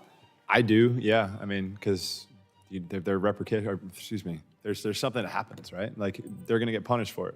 Like, right now, people are just getting away with everything. You know, there are Right. people who are still testing positive that are still having the opportunity to compete internationally. Right. What? Not from the that's not- U.S., No, though. not from the U.S., no. Right. But from all over the world. And how is that possible? Right. Like, it just makes no sense. I'm one that if somebody does test positive, I would like to see a lifetime ban. Cut and Yeah. dry, right? Like, and obviously to Travis, you know, what Travis is saying, you have a lot of contamination issues. Obviously, things happen. But if somebody is going out of their way to single-handedly cheat, go. Lifetime ban. Yeah, lifetime ban. What do you think, Ms. Schmitt? I agree and echo what they're saying. I think there should be a zero tolerance policy. Internationally. Yes. Thank you. Thank you all for coming. We may have to have you back again. I can imagine. That's it. But we will continue to chip All away the at this. I yield problems back. that was plagued. Thank you all for everything today. Thank you so We much. didn't see Kat Kamek. She's in the subcommittee. I think Recognize Crenshaw's Mr. on Duncan, this- Chairman of the Energy Sub, for his 5 minutes of questioning. Okay. Thank you, and I'll That's not thank it. Ms. Tygart for that information. That was, wow. I want to discuss what the World Anti-Doping Agency cited like as that to was why it, they though, didn't right? have to investigate the 23 Chinese swimmers who tested positive. First off, is any of this normal? I mean, if you worked at WADA and one day you get over 20 positive tests, all from one country, in this case China, in a 1-week span, is that a normal day at the office? Or would this have raised an eyebrow or two? Mr. Phelps? It does raise an eyebrow because I think for 3 years, nobody said anything about it, right? So that's kind of bizarre. I mean, do I believe there is doping in sports? Of course. I mean, you've heard me say, I don't believe I've ever competed in a clean field. So I think there is doping across the board, but I don't know. It's not normal, and it absolutely should have raised the reddest of all flags to the tallest of all 20 from one flagpoles. country in 1 week. Absolutely, particularly for this drug that less than 9 months earlier, they met with a whistleblower who defected from China, who they found credible, told them that they were giving low levels and undetectable levels of this very drug to their athletes to cheat. Wow. So how that didn't result in an immediate investigation, immediate grabbing of that case to be prosecuted effectively is why we're here. Yeah. And why we need answers. Is That's it why we're here, Mr. Phelps. is it still the same where if one delegation has 4 drug tests, they skip the next Olympics? Is that right? Depending on the sport, but Oh, okay, yeah, yeah. okay. Because throughout, when I was swimming, I was always under the, like, if 4 of our athletes tested positive in one Olympic, or one quad, 4 swimmers test positive in one quad, we're done. We can't compete in the Olympics. They had 23. They competed in that Olympics, and they have the opportunity to still compete at this Olympics in Paris. Wow. And don't think for a second, if I may, that is a terrible day if you're WADA to receive notice of 23 positive tests. They were going to have to likely gut the Chinese swim team going into the 2021 Olympics. Why didn't they? As well as 2022, China was going to host the winter. This is the question. This is what we're asking. Like Russia, are they too big to fail? And that's why you turned a blind eye and allowed them to not follow the rules and sweep these positive tests under the rug. That's the very question we are here for and want and need answers to. I agree on the lifetime ban. Aside from the Russian doping scandal, have any of you ever heard of over 20 positive tests not being investigated? I got a no from Mr. Phelps. Ms. Schmitt? No. One of the reasons they cited for not investigating 23 swimmers who tested positive was because they were, quote, in the same place at the same time when the positive samples arose, end quote. Can each of you tell me if that is a good excuse not to investigate over 20 cases? Listen, in our Lance Armstrong case, the team stayed together so that they could dope together. They rode a bus together so they could do blood transfusions together. The fact that they all stayed at the same hotel and all tested positive is not a fact that is consistent with not doping. It's a fact consistent with intentional doping. Team that travels together, dopes together.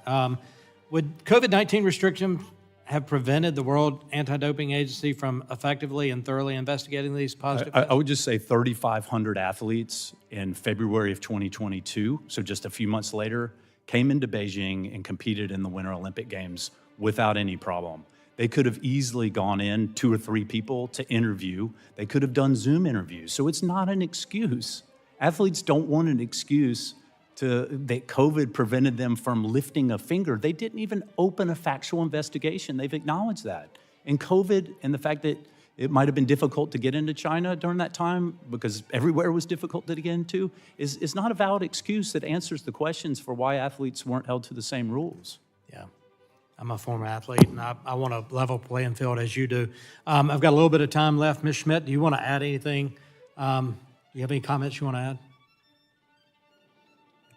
I'm grateful for this opportunity, and like all of us up here state that we just want fairness in sport. Like you stated, we want fairness in sport.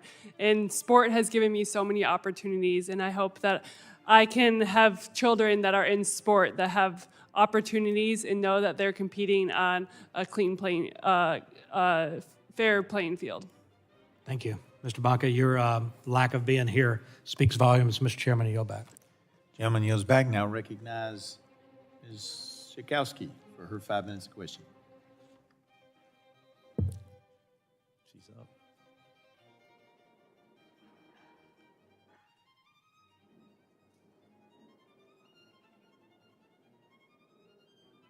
There we go.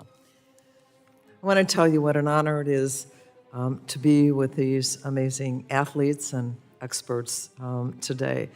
And I want to make the point that it's not just about the athletes. I want to talk about the fans, about the people, about the Americans. We love the Olympics. We love to cheer at the gold medals. It's a really important time. And so the issue of trust is so incredibly important. I want to just say a few things to Ms. Schmitt. You are such a role model for so many people. I think women look up to you. They listen to you and they want to follow in your footsteps.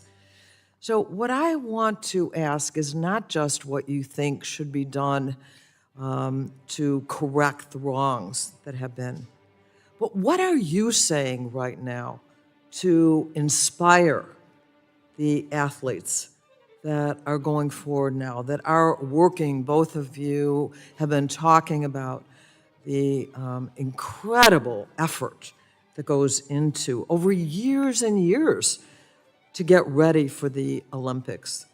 So how do you inspire the young women who are considering being there and hoping to be there right now? Thank you. I appreciate those words. I'm honored to hear those words. And I hope that I can sit here and empower others to use their voice. So often our voices are lost, especially as athletes, especially as female athletes. We know our bodies and we know the work that we put in. So to be able to stand up and use your voice and do the best that you can at any level is what I hope that I can empower others to do as well. Thank you. Mr. Phelps, you hinted about sort of mental state is really important. So has that now been diminished? Is this going to affect our athletes? Well, I guess I'm just assuming, and I'll ask Mr. Tygart whether or not we're going to see the corrections that we need right now. But how important, aside from the workouts and all the expertise, is the mental state of the athletes? For sure. I mean, I can touch on sort of just mental health and kind of my own experience through it.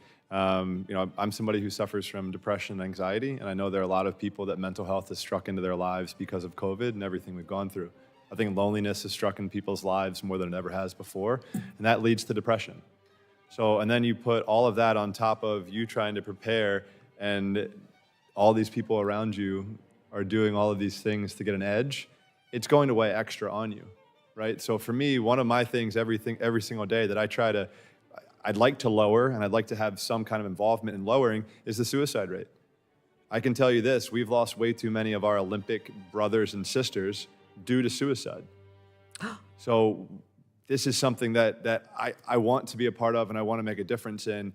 But when we keep having things like this, there are going to still have things that we need to address, and the mental state is very sensitive. So I think this is definitely playing a toll on a lot of people's mental state. But I think some people look at it as it's something that's out of our control. That was something that I looked at a lot throughout my career, was what can I control every single day? If I can control myself and be the best version of myself, that should be good enough. And I think people are doing that now, and people are cheating, and that needs to change. So I think that's why we're here today, trying to fight for that change for the next generation. Well, there's certainly bipartisan support here, but Mr. Tygart, is this going to happen in time during these Olympics right now? The window is closing.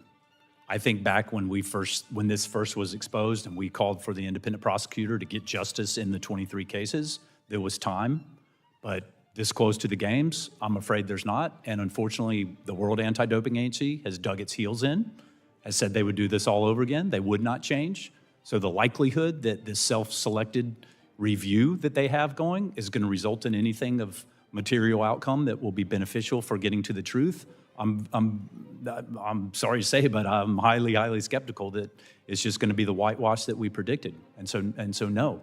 But this cannot die just because the Olympic Games come, because it's a pattern of behavior that we have seen going back to at least Russia in 2014, 2015, when it was first exposed by whistleblowers in the media, not by WADA, to get this fixed, particularly given these events are coming to the U.S. like never before over the next 10 years. Well, I have a grand nephew who has aspirations to be a swimmer, and I want him to feel trust. Thank you. I yield back. Gentlelady yields back. Now recognize Mr. Palmer for his 5 minutes. Thank you, Mr. Chairman. I want to go back to a point raised by Representative Tygart about the fact that China gave an additional $2 million to WADA, but they did that right before clearing the athletes, but there was also something else that took place right after they gave the money, and that was International Olympic Committee member Yang, Chinese committee member, was elected vice president. She was just in 22 reelected to her second three-year term, and it raises serious questions in my mind about the fact that I think WADA has been compromised. And particularly in clearing the 23 swimmers, they relied on the Chinese anti-doping. I think their assertion was that they had collectively been exposed to a banned heart medication. Mr. Phelps, do you consider WADA an effective regulator for Olympic athletes? I don't have many positive things to say about them. All right, and we're going to stop the clock for just a second, so we're not eating up your time. Mr. Phelps has given me the signal that he has stayed over graciously, but he has now got to leave. Did you want to introduce your guests who are with you this evening before you have to leave? Well, first of all, I'd just like to say thank you for having us back, and thank you for addressing this issue. We hope we don't come back in 7 years, but we know that you guys will fight with us if we do. So I just want to say thank you again for having you guys in our court, to doing what's right. And second, this is my better half, my wife, Nicole, and number 4, this is Nico, my little child behind us. So thank you all so much. And Mr. Phelps, I was going to tell you, my neighbor was Rowdy Gaines, and he was a pretty good swimmer, too. Sir, yes, sir. I just spent time with him covering some of the Olympic trials, and we'll be over in Paris covering it together as well. The only negative I have about Rowdy was he was an Auburn swimmer. Yes, yep, yes, sir. Played football at Alabama. He's a great guy. Yes, yes, sir. Y'all did a nice job. Thank you so enjoyed much. it. I appreciate everything. Thank you. And I was talking about the other time, not today particularly, when you were on doing the trials.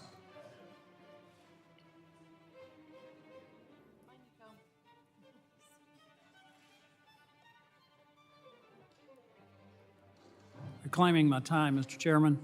Gentleman's I'd like time to, is restarting. Go ahead. I'd like to redirect to Mr. Tygart and Ms. Schmitt that same question, because considering the excess payment that China made in the election of Yang Yang, and I'm not making any accusations against her, but it just seems incredibly more than coincidental that the payment was made, she was elected vice president, and they allowed basically the Chinese anti-doping agency to clear the 23 athletes. Do you consider WADA a legitimate regulator? The issue, and in my written testimony and my oral testimony, it's the fox guarding the hen house. And when you have sport leaders who have an interest in the decision that they're making, that can't be an independent regulator. When you have people from the IOC, like the current vice president, from countries, China, and a big case like this comes through, and it's not handled according to the rules, of course the perception, if not the de facto conflict, is actual conflict, is just rife, and it erodes the confidence and the trust in the system by the athletes that you've heard from today and millions of athletes around the world. Ms. Schmitt? The first thing that comes to my mind is the mental health, especially in this China situation. It comes from both sides. I'm a huge advocate in mental health, and it comes from the China swimmer side of the pressures of hiding cheating and the pressures of that. And then it comes from the clean athlete side of being robbed from those victories and never having to be able to celebrate those victories at the time that we competed. Let me be a little more direct about this. China is exerting enormous influence in a number of agencies, whether it's WADA, World Health Organization, other agencies. And I'm concerned that it's not the athlete's decision to take these drugs. And these drugs may give them an advantage, but it's also going to have some serious health consequences down the road because some of these performance-enhancing drugs impact the heart. It increases the capacity of the heart, and down the road, they're going to have some real issues. Have you, and you mentioned suicide, Ms. Schmitt, some of that may be because of the effects of having taken these PEDs.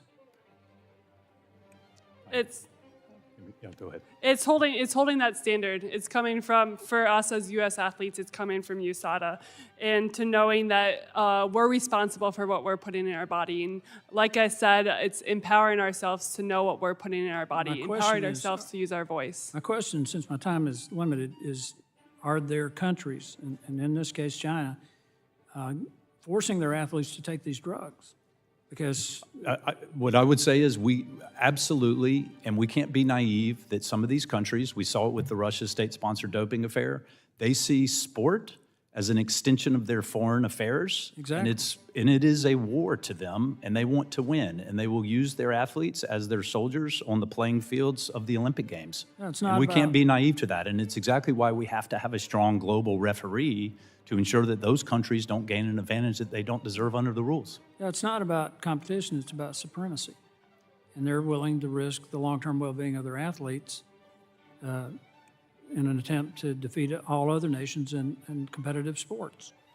So I just think we're at a situation now, Mr. Chairman, where WADA there's a serious question as to the legitimacy of the organization, and I think it's going to impact the long-term future of Olympic sports. I yield back. Gentleman yields back. Now recognize Mr. Tonko of New York for his 5 minutes of questioning. Thank you, Mr. Chair, and thank you for the opportunity, and thank you to our witnesses for being here today. I want to echo my colleagues and register my disappointment, great disappointment, that the World Anti-Doping Agency refused to attend tonight's hearing. I would like to discuss how WADA handled the case of Russian figure skater Kamila Valieva. There are several similarities with that case and the case of the 23 Chinese swimmers. Following a positive test for TMZ in December of 21, Ms. Valieva was provisionally suspended before being cleared on appeal by the Russian anti-doping authorities. WADA appealed that decision, and in January of 2022, Valieva was found to have committed an anti-doping violation. Her penalty was a 4-year suspension, backdated to December of 21.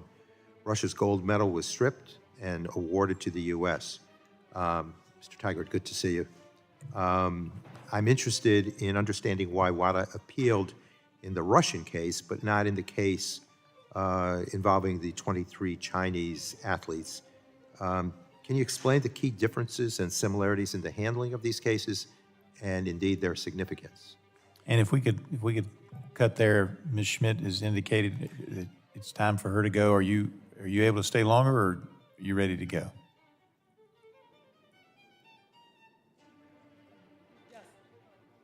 Yes, I have to go make my flight. Okay. Yes. We appreciate it. We're going to come right back to you.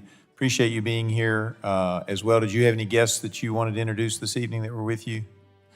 I got people watching, so Got people watching. There you go. And I have to tell you, I loved in your written statement about swimming not being being a no-cut sport. That's why I ended up being a swimmer, and love it very much. But really appreciate you being here and your testimony. Thank you. Yes, swimming is the one sport that is a life skill as well. It is. And so even an old man like me can keep getting in the water and do a little bit. All right. Appreciate you being here this evening. Thank you very much. Thank you very much. Thank you.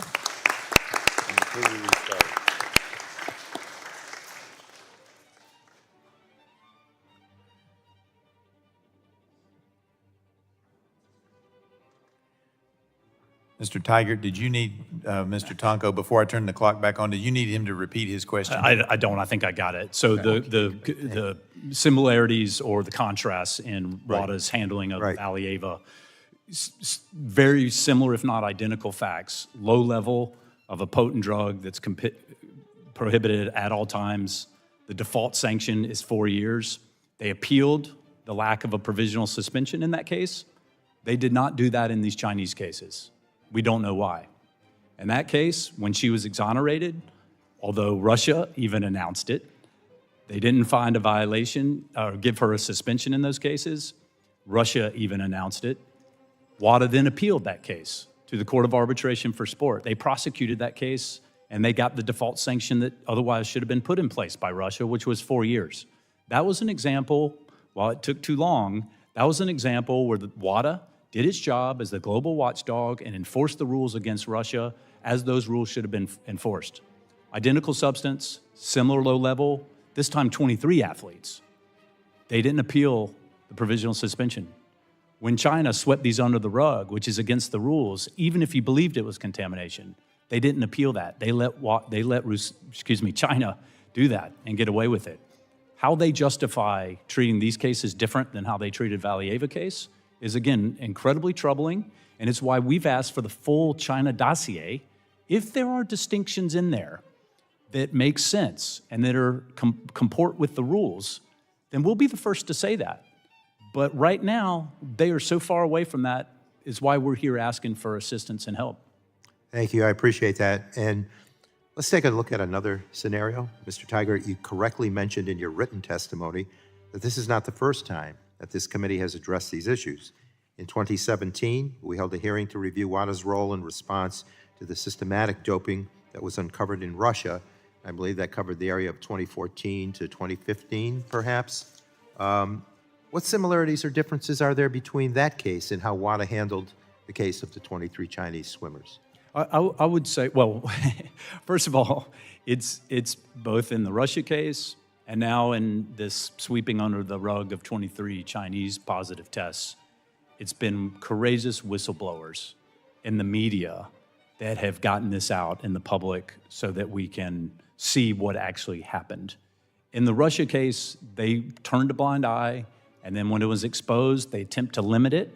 They tried to put it in the rearview mirror as quickly as they could. They did a quote-unquote investigation. Once that exposed a little bit of the tip of the iceberg, athlete groups called for a broader investigation. They refused that. It was then media and whistleblowers who then blew it open to the extent we now know what was going on. WADA's hand was forced by whistleblowers to do the job that they're tasked and we pay them to do. Here again in China, we never would have known about these 23 cases being covered up in violation of the rules that WADA has now admitted China didn't follow the rules. WADA's admitted that, but they didn't do anything about it.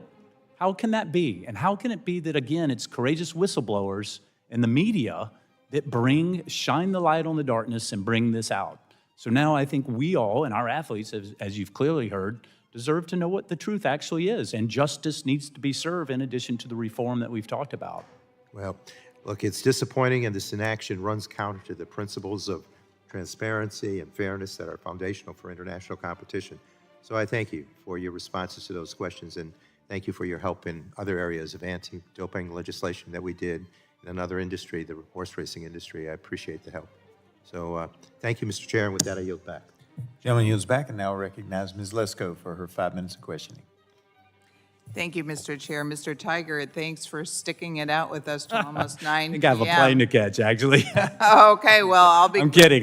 Maybe I wish I had a plane to catch. I'm not sure.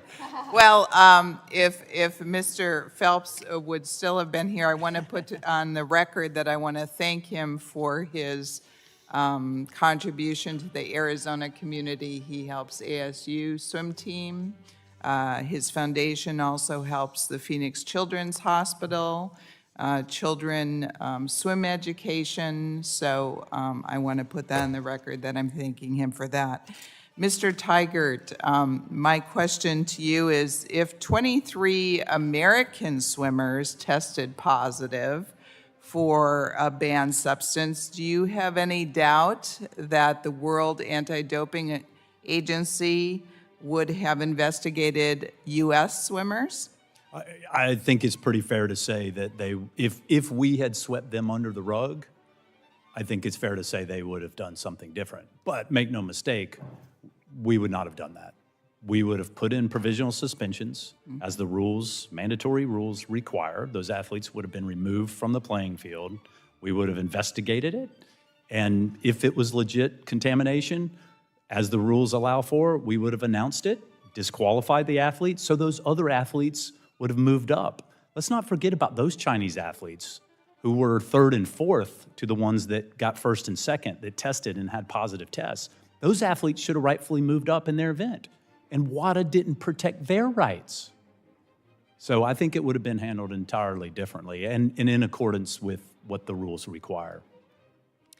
Do you think we should withhold U.S. funding from WADA until they turn over their case file on the Chinese swimmers who used illegal drugs? It's a tough but really important question. I think where we are now, after Russia, after what we're seeing and their response to it, we have to have the leverage we need. I think other countries would join, and I think the threat of that, if not actually suspending it for a period of time, will go a long way into influence the truth being out. And that starts with the full China dossier, as well as not allowing them to make secret backroom deals anymore, and then doing a compliance audit.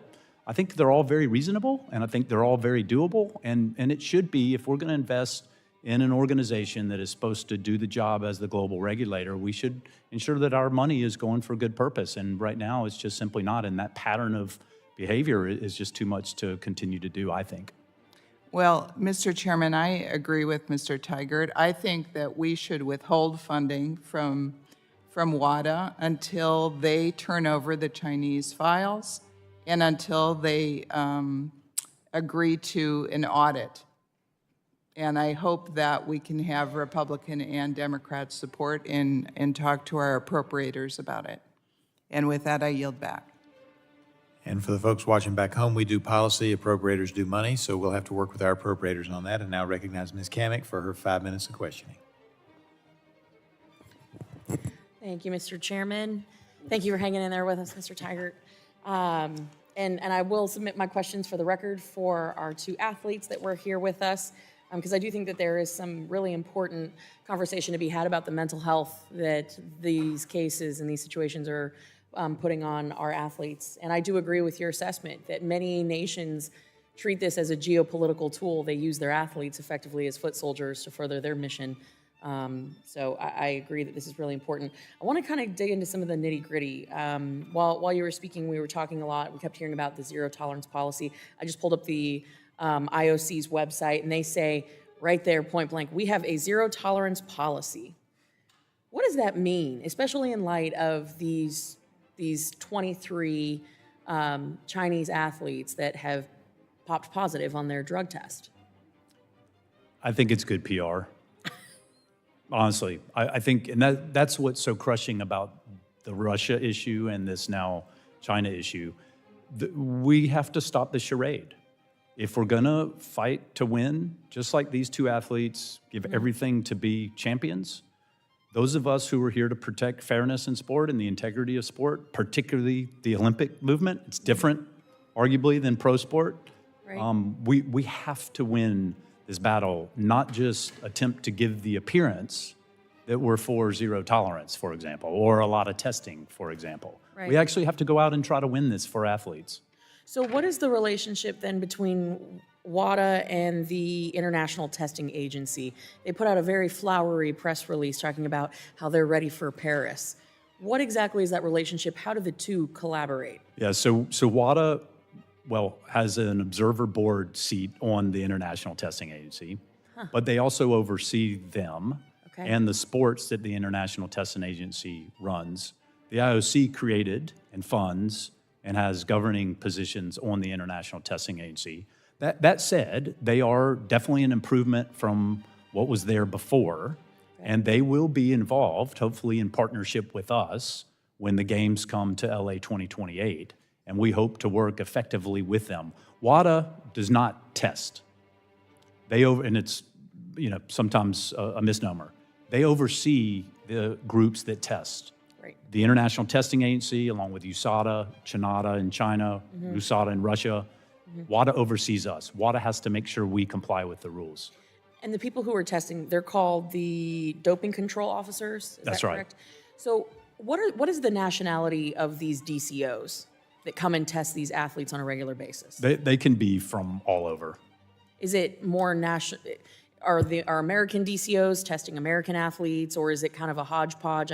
I'm trying to get a better sense of what it looks like. Yeah, so we have employees that are doping control officers who, as you've heard, sometimes go into athletes' house at 6 o'clock in the morning and collect samples. The International Testing Agency sometimes they'll use us to do their testing when they test here in the United States. When Michael Phelps talked about he was tested and then 2 hours later he was tested again. That was the World Aquatics, I suspect, that came in and tested him afterward. And that was unbeknownst to us because they sent a third party in to do that kind of testing. And this is a really important point because while WADA has put out a lot of testing numbers by China, those, as we understand it, and we've investigated this, are all through the Chinese National Anti-Doping Agency.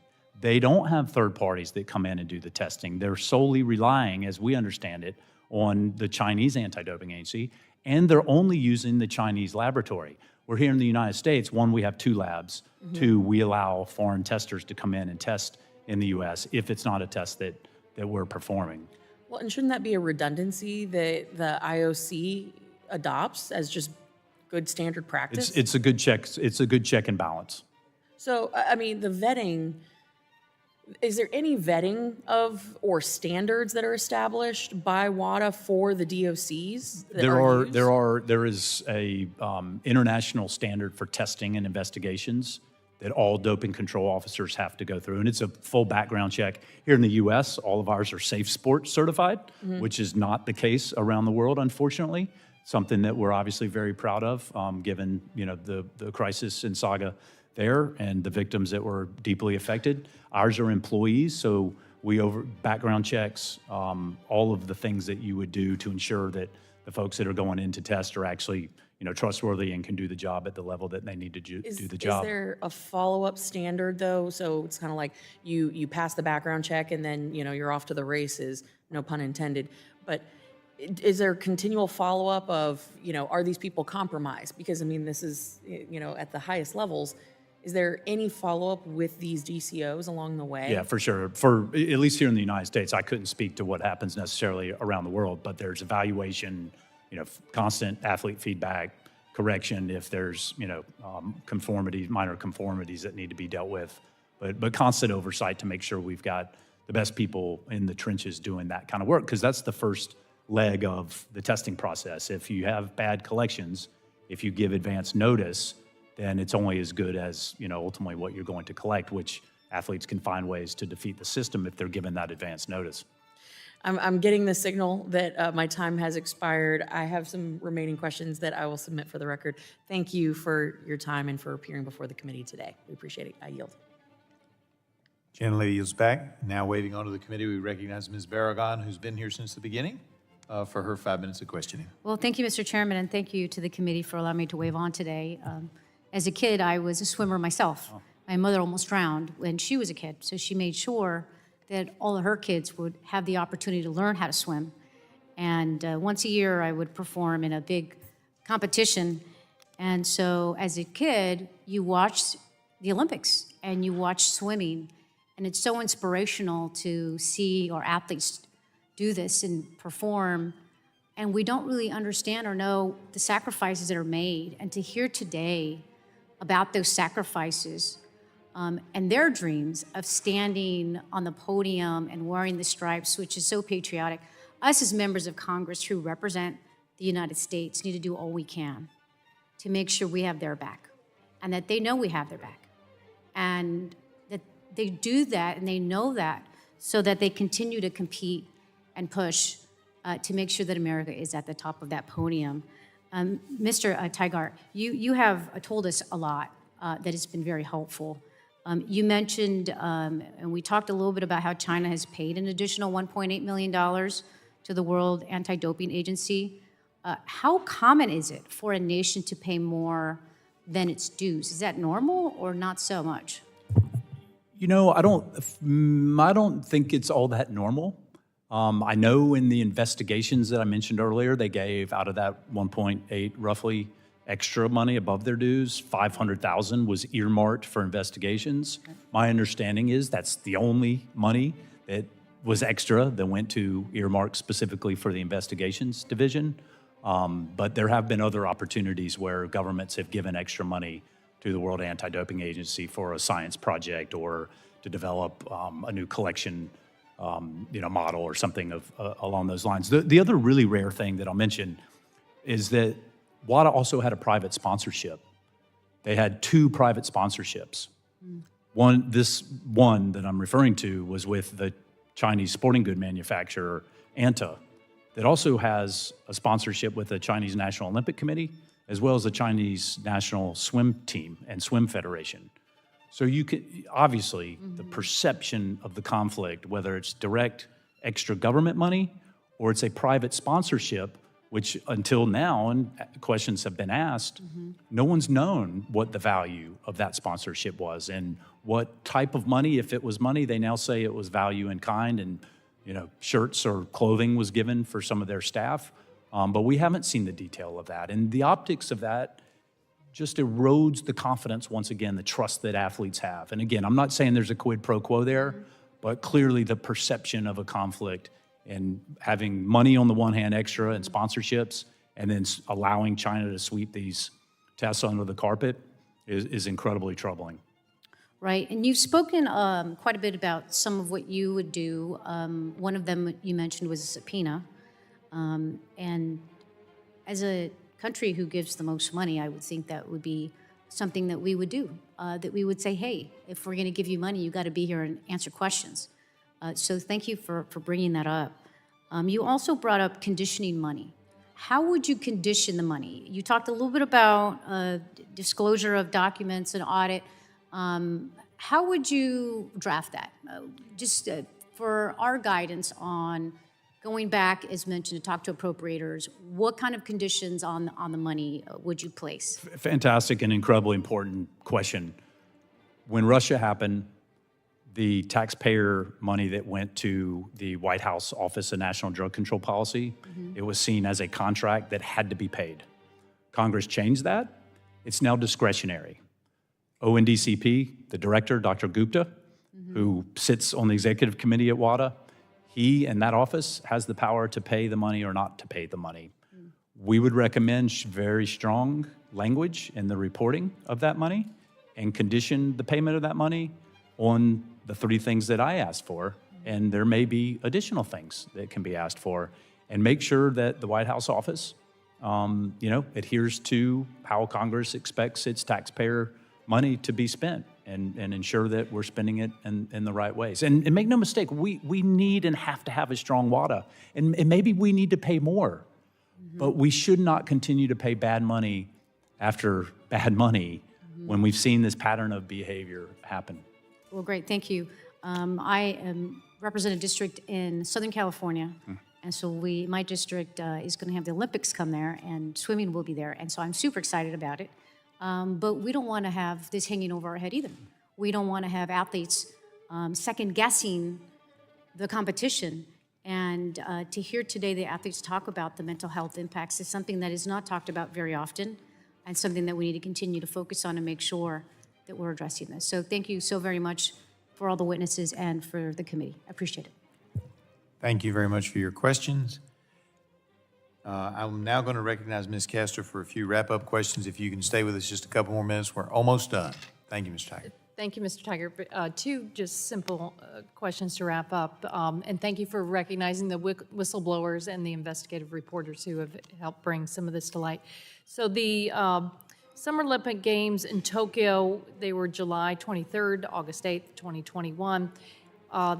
China had collected the samples from the Chinese swimmers that January and it reported to WADA. Was that really done through the International Testing Agency and the doping control officers?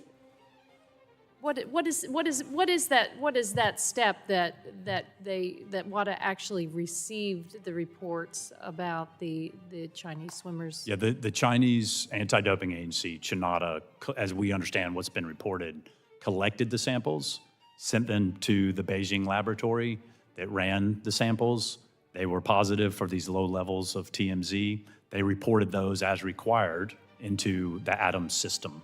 So WADA and World Aquatics were on notice in March, as they've said, of these positive tests that were collected in early January of 2021. Would there have been any way for them to when they went to the laboratory, for them to say, oh, they're all clean and no problem here? Or is there some check at the with the doping control officers or the testing agency or World Aquatics? Well, certainly we saw in Russia, the lab itself was corrupt and was not doing the job that it was required to do. Here, the lab, and good for the lab, ran the samples and reported them to WADA. It then fell back to CHINADA, who brought in the government to help them with the investigation, and they came up with this story that it was contamination.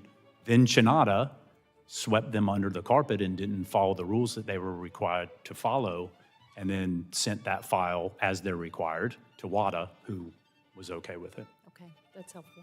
So the International Olympic Committee, they say right in their mission statement, I read it at the start of the hearing that they exist to encourage and support the promotion of ethics and good governance in sport, to protect clean athletes and the integrity of sport by leading the fight against doping and by taking action against all forms of manipulation of competitions and related corruption. What can the IOC do now that this has come to light? They could solve the problem tomorrow. They could remove themselves from the governing boards, so remove the fox from guarding the hen house, and continue to fund and maybe also increase their funding and let WADA be the watchdog, not their lapdog, when it comes time to enforcing the rules. And what recourse for since they have athletes that are headed to Paris, would there be some recourse there as well? We have to get to athletes deserve justice. And it's not just U.S. athletes, other athletes that swam in the 2021 Olympics and athletes who are going into the Paris Olympics for 2024. We have to get justice for those athletes. It's not fair for them to be haunted, as you heard from Allison Schmitt, for the rest of their lives, whether or not those athletes from China who had these positive tests should have been there or not. And it's why we need someone that understands the rules, that's given the freedom and the access to dive into the cases themselves, not a review of what WADA did, but actually get to the facts of the cases, prosecute the cases like we have called for from the very beginning, and get justice for all the world's athletes. Thank you. I yield back. Gentlelady yields back. I have a few follow-up questions. One, I thought it was a good point you made earlier that some of the Chinese swimmers did not test positive for the illegal substance, and they too were cheated. That's right. And so when you talk about the athletes of the world, it includes the Chinese athletes, or in the case of Russia, the Russian athletes who maybe didn't get that spot, that number 1 or 2 spot, because they were knocked out because of performance-enhancing drugs by some of their colleagues. We talked about how we give about $4 million to WADA. We talked about the International Olympic Committee being on the WADA board, and therefore you've got the fox watching the hen house. And I think it was in your testimony, but I don't want to put words in your mouth because it's been a long night and I don't know that I remember. But I believe in your written testimony, you indicated that maybe NBC, as a major contributor of funds to the IOC, might have influence on this as well. Did I remember that correctly, or was that somebody else's? I for sure made reference to the sponsors. Listen, it's you can look at the numbers. The U.S. companies, including NBC, that pays a lot of money to broadcast it in the largest market, most valuable market here in the United States, have a lot of influence at the IOC. We would hope the sponsors will listen to the athletes and finally say enough is enough, IOC, get this fixed. And it's a simple fix. Make it independent, have it do the right thing to try to win this for clean athletes, not just go through a charade where we pretend that we have clean sport, but actually provide clean sport. And look, I think we can say in no country, and please do not misunderstand me, the U.S. included, we've had some of the most hardcore intentional cheaters. Look at the Lance Armstrong case. Go back to the Banka case. We removed 5 medals from one of our top athletes back in 2000. But you can win it, and you can raise a generation of athletes like you've heard from today who want to do it the right way. No kid on a playground grows up and says, oh, I can't wait to be an Olympian so I can inject myself with dangerous drugs. It just doesn't happen. People want to win the right way. We know you're not a winner if you cheat to win, but we have to build a system that's fair and firmly applies without fear or favor to every country and every athlete what the rules dictate. Well said. I yield back. I want to thank all of our witnesses, but particularly you, Mr. Tygart, since you're the only one left standing. The lone survivor. For your testimony today. Seeing there are no further members wishing to ask questions, I would like to thank our witnesses for being here. I would ask unanimous consent to insert in the record documents included on the staff hearing documents list. I don't think we have any, though, do we? Without objection, that will be the order. Pursuant to committee rules, I remind members they have 10 business days to submit additional questions for the record, and I ask the witnesses to submit their responses within 10 business days upon receipt of the questions. Not a bad hearing. Now, that said, this was a little bit of an experiment. Didn't work as well as I had hoped, but I've been advocating for at least 6 years, maybe 8, that we do night hearings. So thank you, Mr. Tygart. I appreciate our other witnesses who had to leave for participating in this experiment. I want to get it shortened up where we start at 6 and we end at 8:30, but we'll make it happen. Without objection, Subcommittee is adjourned. All right. There we go. So, all right. That's it. So what we learned was, probably not going to be able to stop this from happening in the 2024 Olympics, but maybe we can get the world athletes on the same stage next time. Seems to be the message. Chat, you guys are talking about enhanced games versus, which I don't think I would mind too much. I would watch that. But also the athletes who don't want to, enhance and just want to compete clean, they should have the opportunity to. We should make it so everybody could compete, right? I don't know. It's been a fun time for me. Thank you for subscribing. We got the debate coming up in 2 days. That's the 27th. Today's the 25th. So if you haven't already, subscribe, hit the bell, or don't hit the bell. Don't worry. We put out a lot of content. I don't want to bug you too much. But keep an eye out because I'll be putting a post out to remind you and the thumbnail. You click on the notify button for the debate. We could watch together. I think it's fun. My chat rooms remind me of like the 90s AOL chat rooms where we're all kind of doing the same thing on the same page, talking about the same tea. Just kidding. But no, really, I have a great time. Subscribe. I'd love to see you all here again next time, and I'll see you.